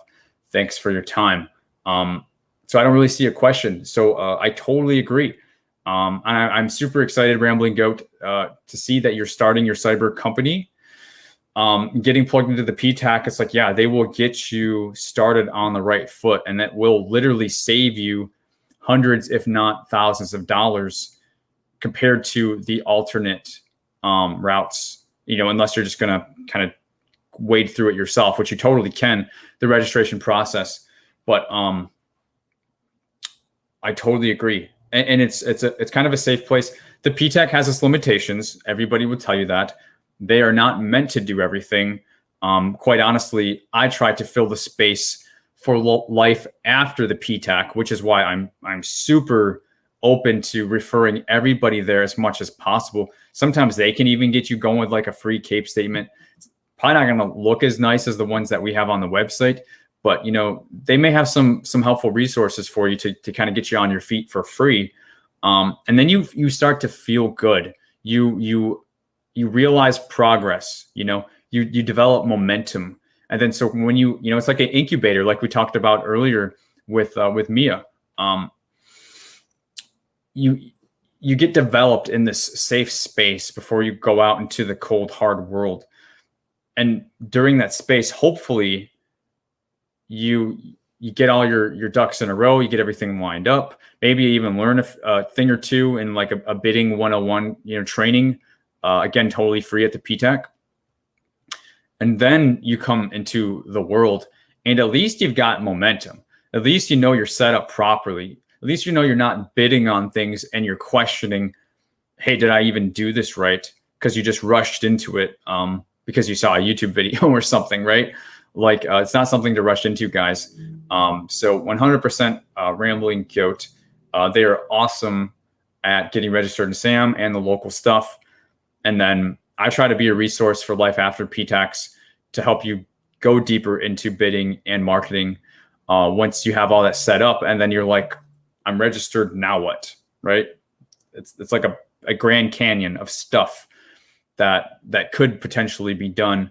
And we try to give you a plan of what to do here on the channel. So again, thank you so much, Rambling Goat, for that. Sean says, I will contact them. They do provide the CLIN numbers, so I will do that on the spreadsheet. Okay, cool. Yeah, that's actually really helpful. If they provide you the CLINs, that is a pretty safe boat for you to be in. Recreate that in the Excel, and then just double check. Make sure you didn't miss something. Usually they give you an Excel sheet if they're asking for it specifically. So sending that email, I think, will do you a lot of favors as well. So I think that's a good next step plan for you, Sean. Hopefully we were able to help you out with that. Well, it looks like we're caught up on the chat here, guys. We can keep it rolling. If you got something, you want to be at the top of the list, you got a question, or you just want to let me know that you're here, you drop that down in the chat. We probably got, I'd like to go for another hour, but I may have to take a potty break for just a second if we're going to go for another hour, because I did finish my jug of water here. So I think I'm going to do that. I will share my screen for just a minute. we'll have an intermission. If you guys got to get up, get something to drink or whatever, and then I will come back and refresh. I'll have my voice refreshed in just a minute. I promise I won't be gone long. And then we will pick back up and we'll go for about another hour. So if that sounds good to you guys, I will see you in just a second. And I'll just leave this. I'll just do my shameless promotion and I'll leave this on the capability statement. And I'll be back in just a second, guys. All right.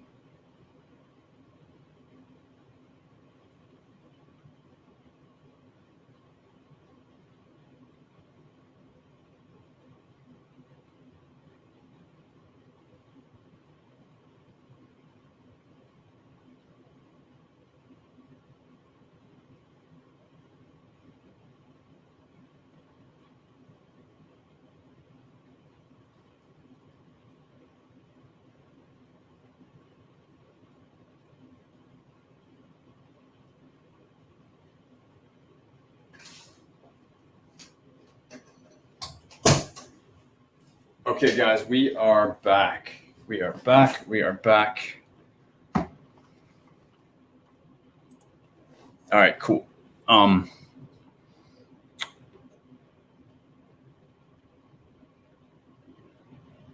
Let's see here.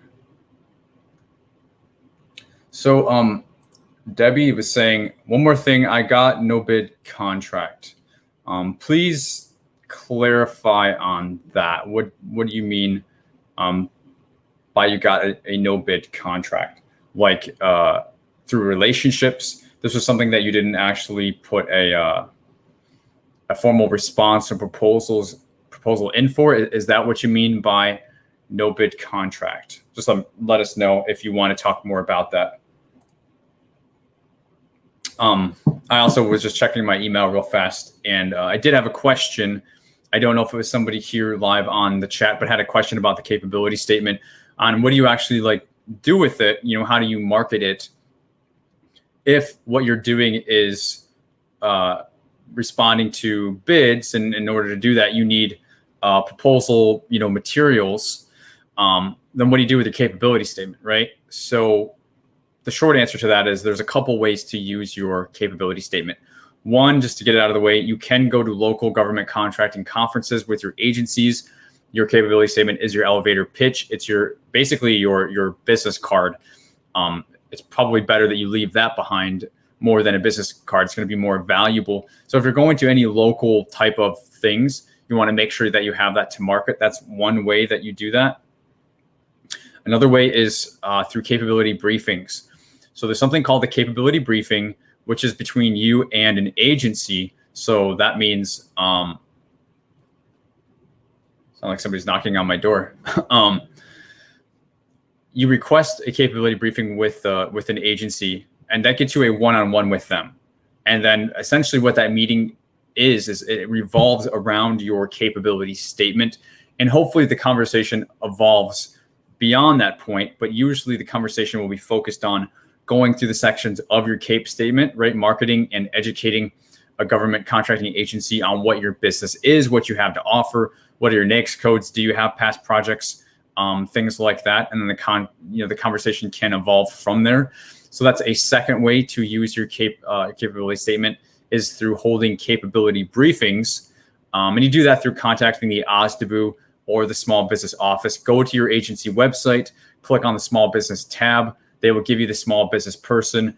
They've got a person that's dedicated to doing these sorts of things, and then request a quote unquote capability briefing. That's the magic word. That's the magic format to getting that one-on-one meeting with them, getting your foot in the door with the agency to learn more about it and sell and market your business. So again, that's number two. Number three, and the last thing I'm going to say about it is responding to sources sought market research. If you're familiar with the way I explain the 4 stages of a bid on sam.gov, stage 1 is sources sought. This is not a bid. Nothing's going to be awarded at this stage. It's just the government doing market research for a bid that's coming out in the future. Think about, Universal Studios or Disney or whatever. Think about them, creating trailers and marketing Avengers, before the actual movie comes out. If they didn't do all that build up and all that marketing, then if they just said, okay, the movie's out, the bid's on the street, come and watch the movie, come bid on it. Well, they may not have a good turnout. It would probably be a pretty crappy turnout. Same thing with government procurement cycles, acquisition. They build that up going through these 4 stages of a bid. So the way that you use your CAPE statement in that stage 1 is usually a response to a source sought market research will consist of a tailored, customized capability statement. Okay, you tailor and customize it to match this bid. You don't want to be talking about something that this bid really isn't about, or this sources sought stage 1 isn't really about.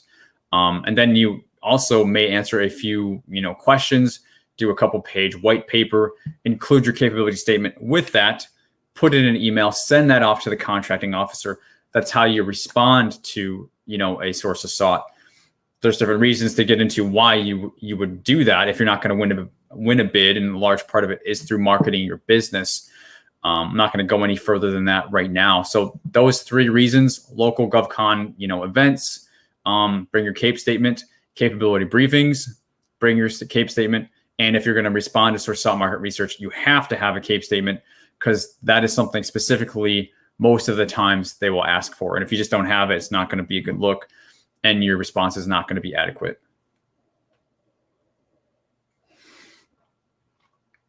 So again, I don't know if that person was live. I hope I'm not boring you guys. I'm about done talking about CAPE statements for the day. So if you know all this, don't worry. Let me just close out a few of my tabs. If you got questions, keep the questions coming. We're going to go till about 11:30 Central. So we got about 45 more minutes. Mike says, Debbie, you're hitting it out of the park. That is awesome. Hey, I totally agree, Mike. I totally agree. And you know what, guys, there is always, we just don't know it, but there is always success stories going on around us. I see it all the time in our community. I can't always get in front of that person or whatever, but it's like there's always so much to celebrate. And I'm so proud of you guys. Like, most of the time you're just like doing it on your own. maybe I have a video that helped you or something like that. Or maybe the free courses helped. But at the end of the day, it's just doing it. At the end of the day, you don't need anything to do this. It will usually save you a lot of time if you leverage resources. That's the point. That's the investment. But you don't have to do it. It just might take you a little bit longer. But at the end of the day, you do need some grit to make it in this game.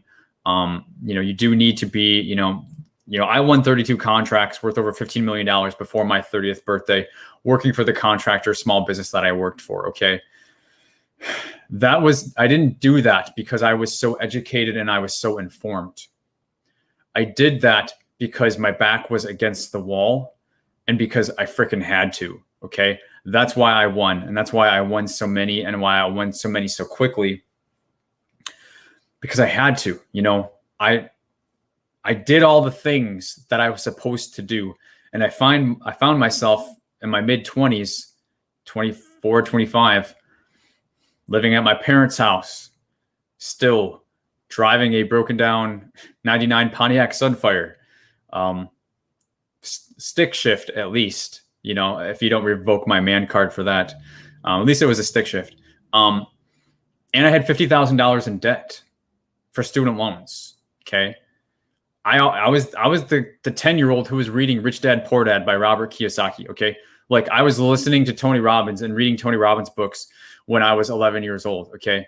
I had my life. I'm way ahead of these kids, but I'm going to do something with my life. I'm going to make things work. I'm not just screwing around here. That's how I used to think. But I found myself 25, parents' house, broken down Pontiac Sunfire, no girlfriend, no meaningful relationship, and $50,000 in student loan debt. I was not freaking happy. And I had just come off of, I don't know if you guys know this about me, but I operated a pizza restaurant. So I started a pizza business. I ran it for a year. I was the sole owner. It was just me. I worked at Little Caesars for 5 years through high school and a little bit of college. So I basically just took all the recipes and everything I learned there, and I made some really good pizza. If you don't like Little Caesars, that's fine, but I like it. So, I did that at my pizza restaurant, and then, all the money, over 10 grand I had saved in college and stuff like that, invested all that in there, lost all of it, hit a rock bottom, all-time low, just feeling like a total failure and a miserable person in life. Went to work at State Farm, got my insurance broker license. That was a cluster. And I only stayed there for a couple of weeks because that was just not a good environment for me to work in. And then I got a proposal writing gig at this small contractor. And it was like, I didn't know anything about government contracts. I had a short internship in college where I was doing proposal writing for a nonprofit museum. And so that was kind of, between that and having a master's degree in international business and a bachelor's degree in finance, that's the other thing. It was like I was 25 and I had all those and I didn't have the experience to get a job, and other jobs, they said I was overqualified. So it was just like I fell between the cracks of everything. So I started working at the government contractor, and within 2 weeks, my boss wanted to fire me. I don't know if you know that. And it was because she tasked me with some huge giant proposal that, come to find out, we didn't have the past experience to go after. And she tried to pin that on me, that we didn't get a satisfactory rating in that area once we ended up submitting. But it was like, I was like, I can't write to this because we don't have it. I can't write properly. If I write something, it's going to be just me lying. And she didn't like that. She wanted to fire me. And the person who brought me in and hired me, rest in peace, actually, he fought for me, and he said, I'm going to take Derek under my wing. I'm going to show him more marketing, get him out of the proposal stuff for now. I ended up getting really good at the proposal stuff after year 2, but my first 2 years, I was 100% marketing, which meant I was visiting places in person and I was responding to source of sought notices, because that was a lot easier. It's like a mini proposal in some regards. So it's like, here I am. I'm giving you guys this big tangent. I almost forget how I got here, but Yeah, I totally forget how I got here, but that's just a little bit more about my story. And maybe I'll remember the where I was going with that, or maybe that is where I was going. I thought it had to do with one of our questions, but let's get back to the comments here, guys. This is about you, not about me. Yeah. So Debbie said, I simply called the local government and pitched an idea, and that's why it happened. What did you tell me is you need a better capability statement? So it sounds like you're saying they told you need a better capability statement. But even with that being said, you contacted them locally. You had an idea to take care of this problem that they were having in the city and these local areas within, the Park Service, right? And it sounds like you sold it and you won. Like, that is the coolest thing. Sometimes we can even do this in the federal space. It's less likely because the requirement is usually already shaped. But if you have relationships, and so this is, again, guys, this is Debbie responding to what she meant by a no bid contract, right? It can happen. And I say it's probably more likely to happen in city, state, and local than federal. Although I have seen this happen in federal. Basically, the government has a requirement, or not even a requirement. They have a problem, and then you propose a solution to it before the requirement is even created. If you can do that, sometimes they will issue you what's called a sole source contract in the federal space. It's also called a no bid contract, where it's not competed out. It just goes directly to you. I mean, that's like a slam dunk if you can pull that off. I mean, guys, Debbie apparently has some mad skills, because that's a good sized contract also, to be able to sell somebody on something that they're not even doing yet. I mean, that's inspiring right there. That's what that is. So, Debbie, thanks for clarifying. For the group to also understand, city, state, and local, they have no bid contracts. Federal, they have sole sources, but it's 100% on your ability to identify a problem and propose a solution that's going to work to get this done. And quite honestly, when you have relationships, this works a lot better. And as Debbie said, it started by her picking up the phone. If she never would have made that phone call, got that introductory conversation, which probably led to a meeting, which probably led to another meeting, which ultimately led to a no bid contract, and with her performing, it all starts with that. And that's why it's the numbers game. Of course, you got to bid, but magic happens from relationships. And, she started a relationship, and best case scenario, this happened. Doesn't always go this way. Doesn't always happen. Most times it doesn't. But even lesser things can happen that will build your business. And I'm talking in the federal space. And that's also still really good.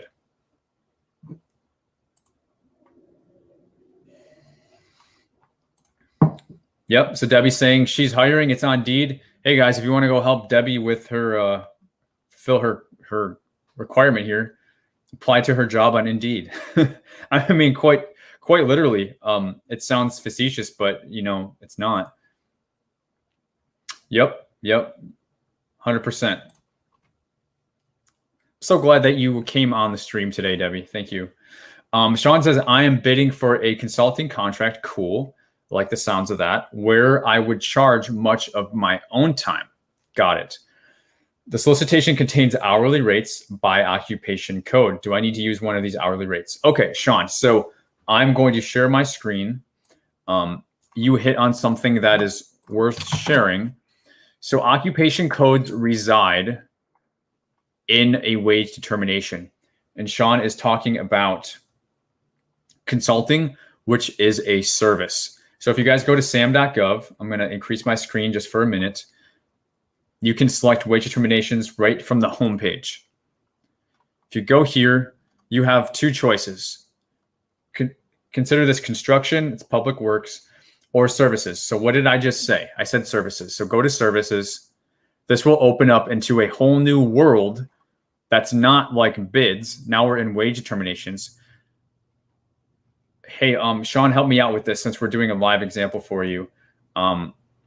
What state are you in, if you care to share, if you want me to run this live? And probably Sean already has this. They probably already included this in the bid. He's saying that they're doing it by occupation code, hourly rates. And there may be a delay in the chat. But the way you do this with the occupation codes, guys, just as an example, if you do Alaska, all right, he's saying New Jersey. The comment just came in, so we'll go New Jersey. And then I don't know if you want to share your county. It's up to you. You don't have to. I don't want to put your information out there. If you want to, that's fine. If not, we'll go with Burlington. And so what you can do is you can pull up the wage determination with the occupation codes for your state and county. It's different for every county. What you do is you click on this. Okay, same Camden. So let me back out and see if they recognize. Yeah, we got Camden. Okay, so let's see here. There's multiple here, but what you want to do is you want to look for the most recent. So we got 2006, 2015, and then 2021. So we're clicking on this one, 2021. We open this up, and this will be the wage determination. And here is all of those occupation codes. This ties into your pricing formula. I did a video in more depth explaining this on the title of the video on the channel. If you want to go check it out, is I believe it's 3 reasons why you're struggling to price government contracts. So I give you a lot of good pricing resources, and we talk a lot about occupation codes here in that video. If you want to check that out on the channel, last month's video, I believe. But we are in Camden, New Jersey. And we have a bunch of occupation codes. Again, what is the question? I'm bidding for consulting. So we've got the services occupation wage determination up. And he's talking about hourly rates by occupation code. Do I need to use these? So yes and no. And this is a good question, which is why I'm spending time on it. It applies to pretty much everybody or any contract that has this in there. It applies to. So what you need to do is you need to use this as the minimum backup for your pricing. This is your pricing backup. So you don't have to necessarily use a code per se, but you need to identify a code. Say you're doing consulting. I don't know what type of consulting. Let me just look through these. And it's possible that there's not a great match.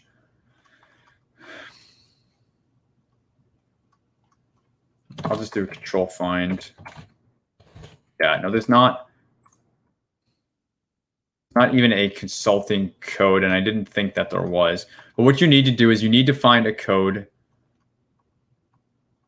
that would potentially be a fit. And depending on what type of consulting, that may be the better way to go. You need to pick one. And when you pick one, that becomes your grounds and your basis for your pricing, which means you're paying at least that minimum amount. So that's how you use it. And I'm trying to find something for an example. But there's just nothing that's best for consulting in and of itself. You may end up going with some sort of admin type.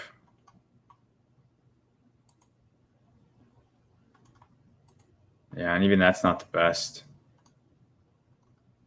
I really want to find something that makes sense. And then I'll explain how you use it. Like what type of consulting, Sean, since we're in this thing already, what type of consulting? Is it like computers because they've got computers? Is it engineering? Is it, they've got more specific flavors, which may be the route you have to go. But I don't have your information. Statistician. My areas of evaluation is statistician. Well, okay, so that's going to be even more obscure. I was hoping to go in the other direction. They're definitely not going to have anything for statisticians in here.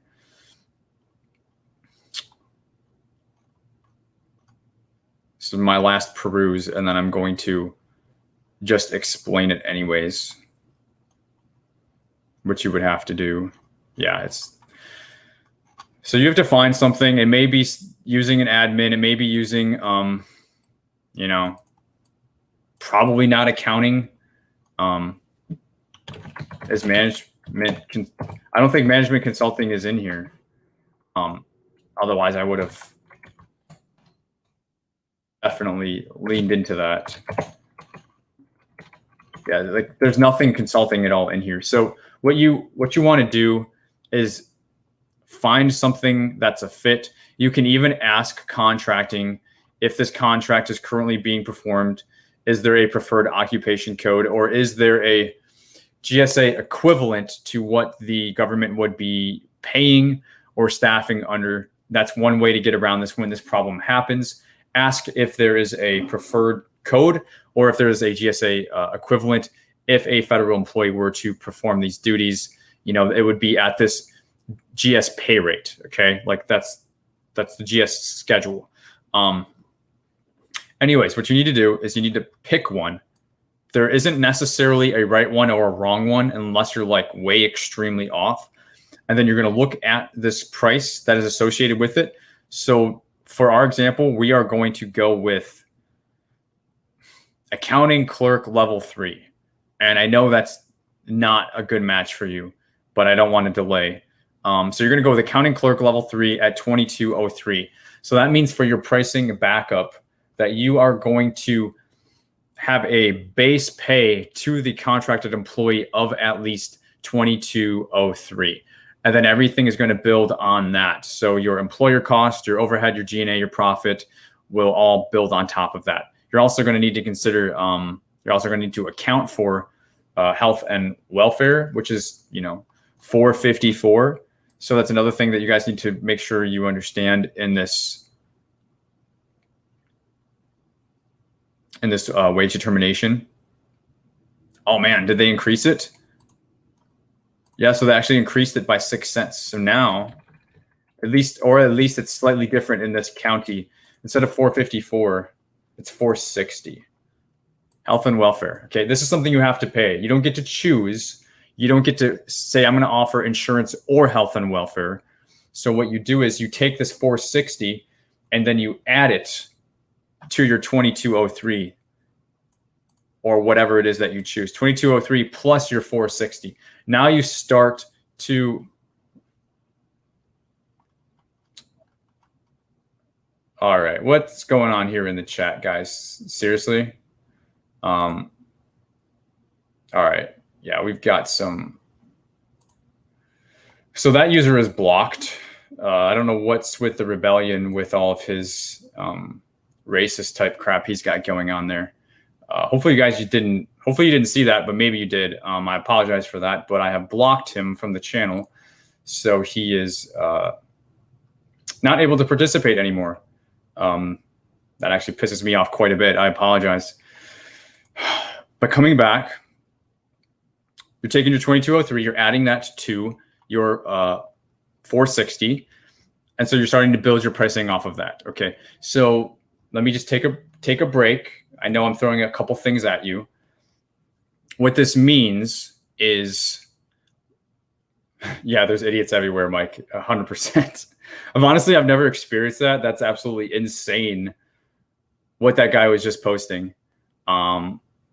And he has nothing better to do on a Saturday morning than to do that crap. Like, unbelievable. And on this little government contracting channel, like, seriously, we're not even mainstream. I don't get that at all.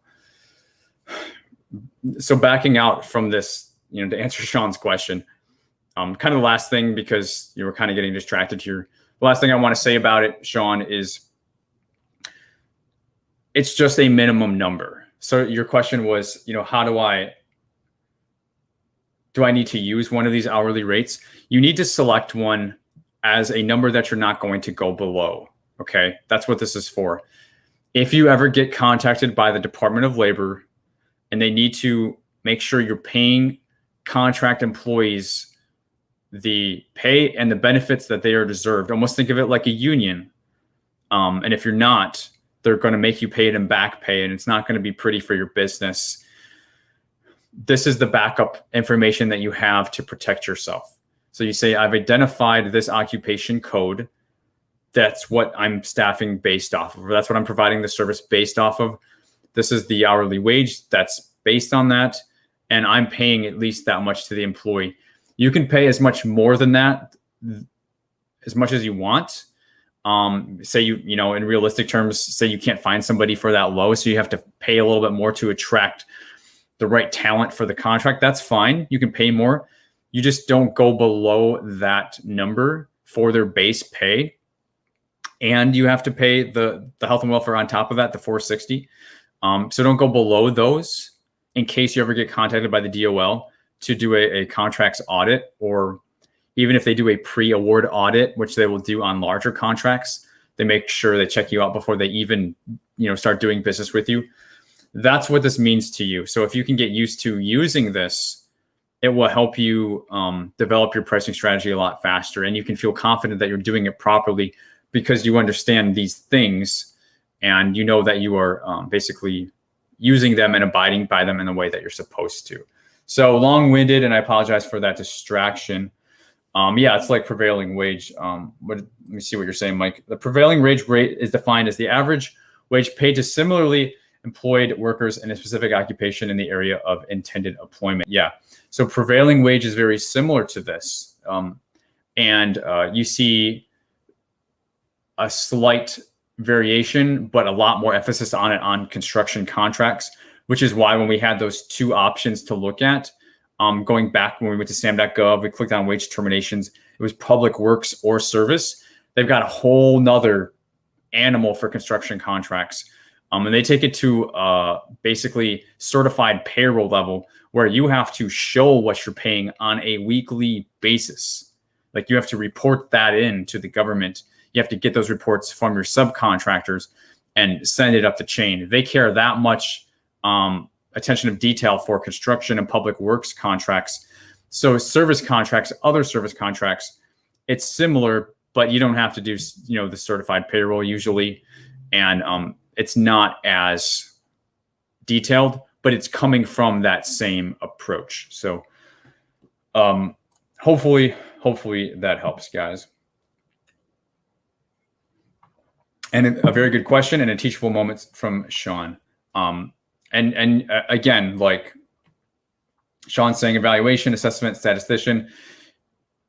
If you don't find something that is a real match, then what you do is you need to have a ballpark of what the people should be being paid.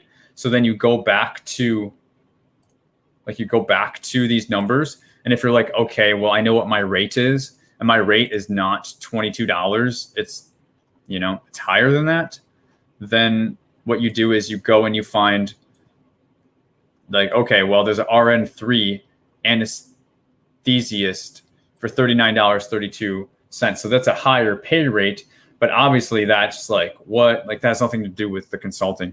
So what you do is you find a rate, at least so you get the rate locked in, and then you go and find a category that is the best fit that you can find. And sometimes that's still not great, but it's the best you can do. And it is the diligence that you should perform. Like that's all that you can do, because every occupation code for every job is just not in here. So you get as close as you can with what you can, at least that way you're covering your bases.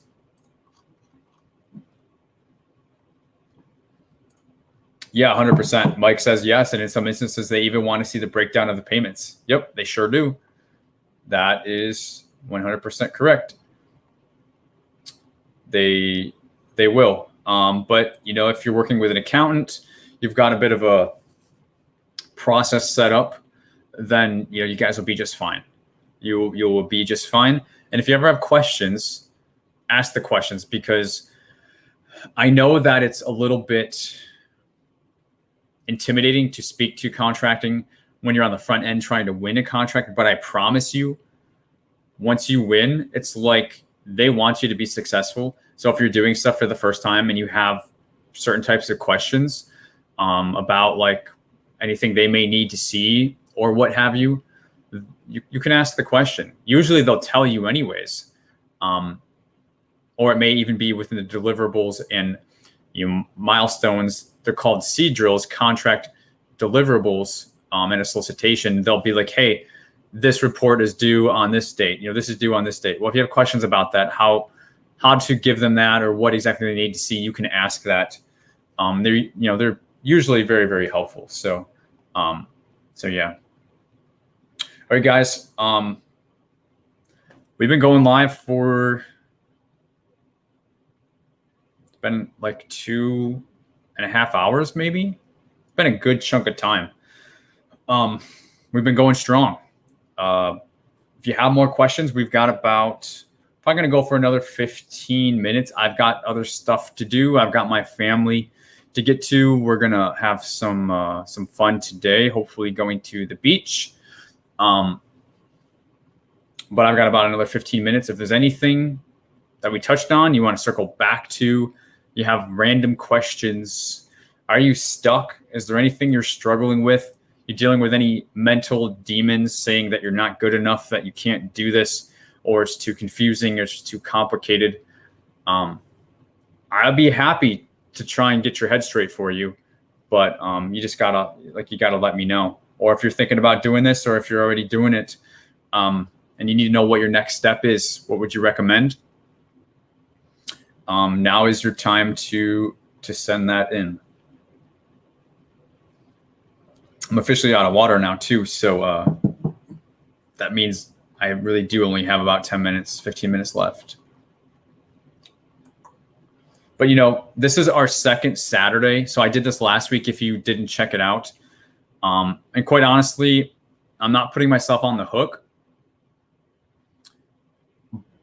but I've always liked going live with you guys in general. I didn't like the hour format because I felt like we just get warmed up and, people can't make it at that time, but they can make it like 30 minutes later and then we miss each other. And it's just like, I didn't like that. So I stopped doing it for a while because it was like, we're doing some good, but then we're also like not maximizing it. So last week for the first time, we did a long live for about 2.5 hours and we had some really good conversations just like we had today. And I'm just liking it so much more. And like I said, I don't want to put myself on the hook, but I want to be here again next Saturday. And if it's the direction the channel goes into, I'm totally okay with that. I'm okay with the Saturday morning thing. People are usually waking up, they're in bed, they're checking their phones, and they're like, oh, hey, GovKid's live, Derek's live.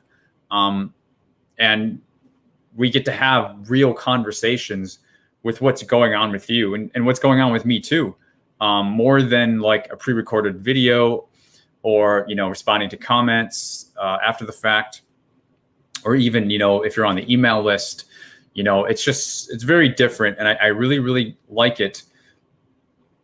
And it's very, it's very meaningful for me because I want to help. I genuinely, deeply want to help you guys in as many ways as I can, in as many ways as makes sense for me to do in a business capacity, right? I've got to keep it real. Like, everything can't just be like Mother Teresa, right? Because I have to take care of myself too.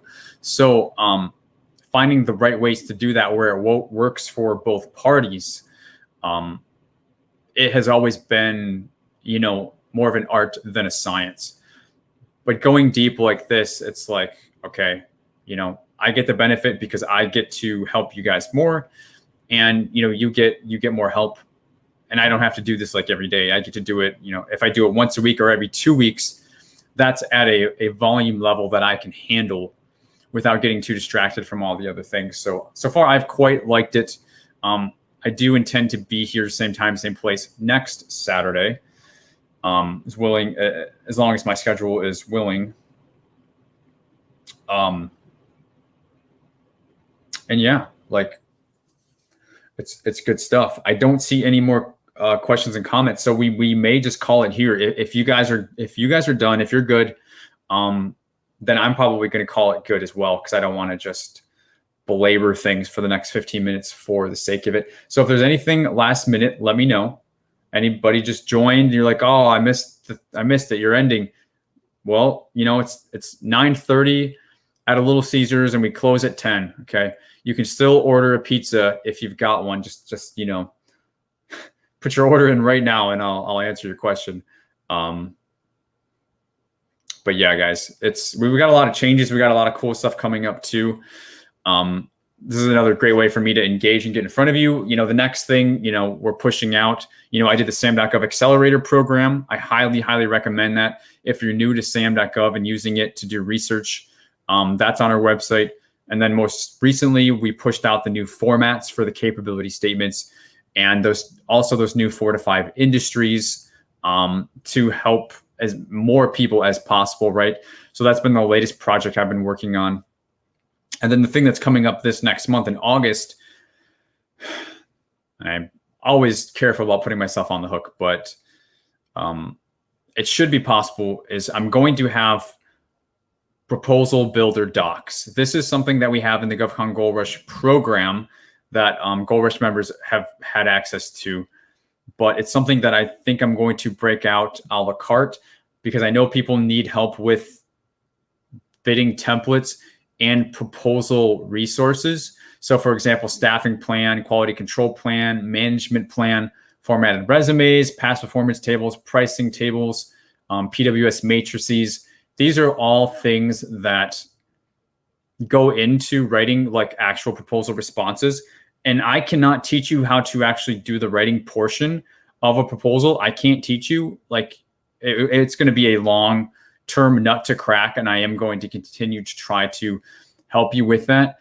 But to be able to give you pre-written resources, templates, kind of like the CAPE statement, but a Word doc that you can include for, again, any of these things, literally all those things I just listed, I'm going to have as templates, probably as part of a proposal builders doc package.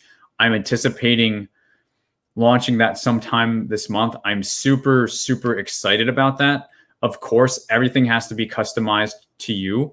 But if you're struggling with the writing component, or you're just like, I don't know how to write a staffing plan or a quality control plan, or I don't know how a pricing table should look, like the question we had earlier.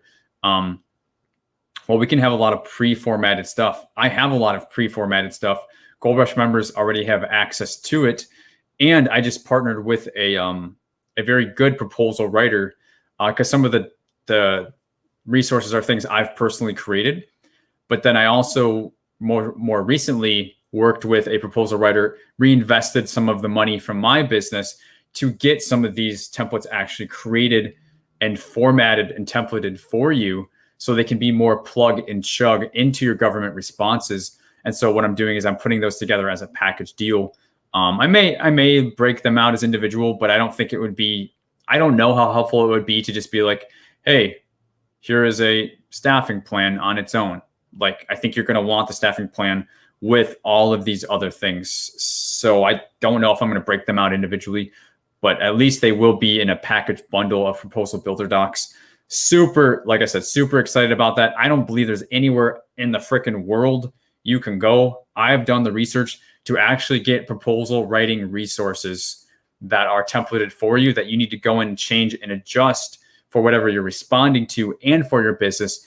But you're like 75% home, and then you can plug and chug, and it's like you can really get set up to really start bidding and going after opportunities a heck of a lot faster. I'm talking 2 or 3 years probably to develop these things on your own through, trying stuff and doing proposal debriefs. You can start out with high level stuff. And like I said, I invested money from GovKid, the GovKid business, to get these created, in addition to things I've also created myself. And they're going to be hopefully launching sometime this month. And I don't know anywhere else you can go to get these. So if it's something that you find yourself needing, it will be an additional offering and service that I'm going to be able to offer to you. So I'm super excited. That's kind of where my head's going to be going at the future weeks, in terms of, an update. That's what's going on with me. Debbie says, thank you so much for your time. It's greatly appreciated. I will be there. Yes, next Saturday, guys. Same time, same place is the plan. And for sure, I'm super stoked about the idea. I'm glad to hear that you guys are as well. It's for you. Gold Rush members already have a lot of it, except for the new stuff.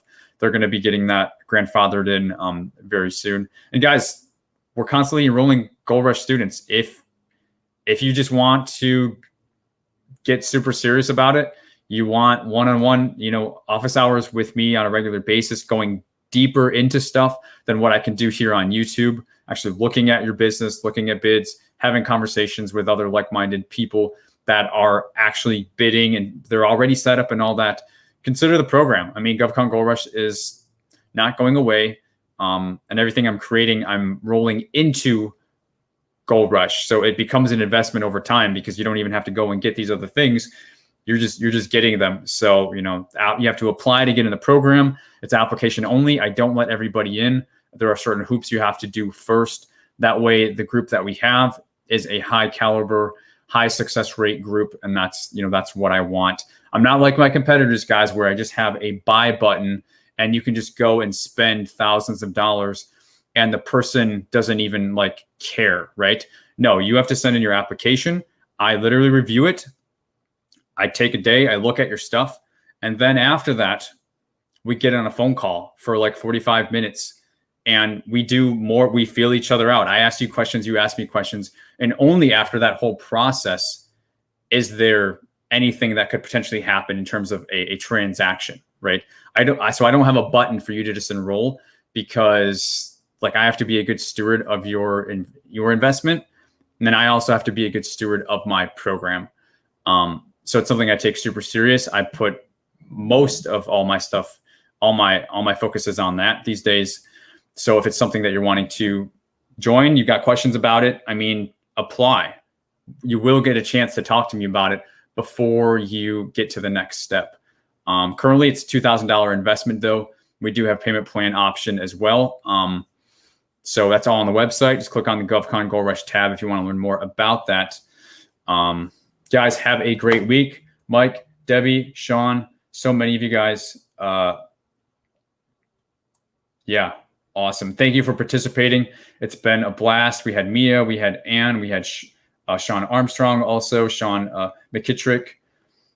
We had Adam, Rambling Goat. Again, thank you for the super chat, Rambling Goat. Super appreciate you. You are an OG in the community, been around for a while. Jamal, Joanne, Trust Since Way, Kai, Ted, According Finances, Necromancer, 2077, Denzel Burton, Matt, Audrey, everybody in the chat. I'm trying to shout out everybody. If I missed you, thank you for being here as well. October Opal, for sure. Good job, guys. Good session today. Hope you got something out of it. I sure did. It was a blast. I will see you on the next one. But before next Saturday, I will have some new uploads on the channel. Guys, if you're not subscribed, if you're literally watching this live and you're not subscribed to my channel, what are you doing? What are you doing? You must subscribe. Subscribe right now. Also, guys, click the like button if you liked this. I'll see you in the next one. Have a good weekend. Take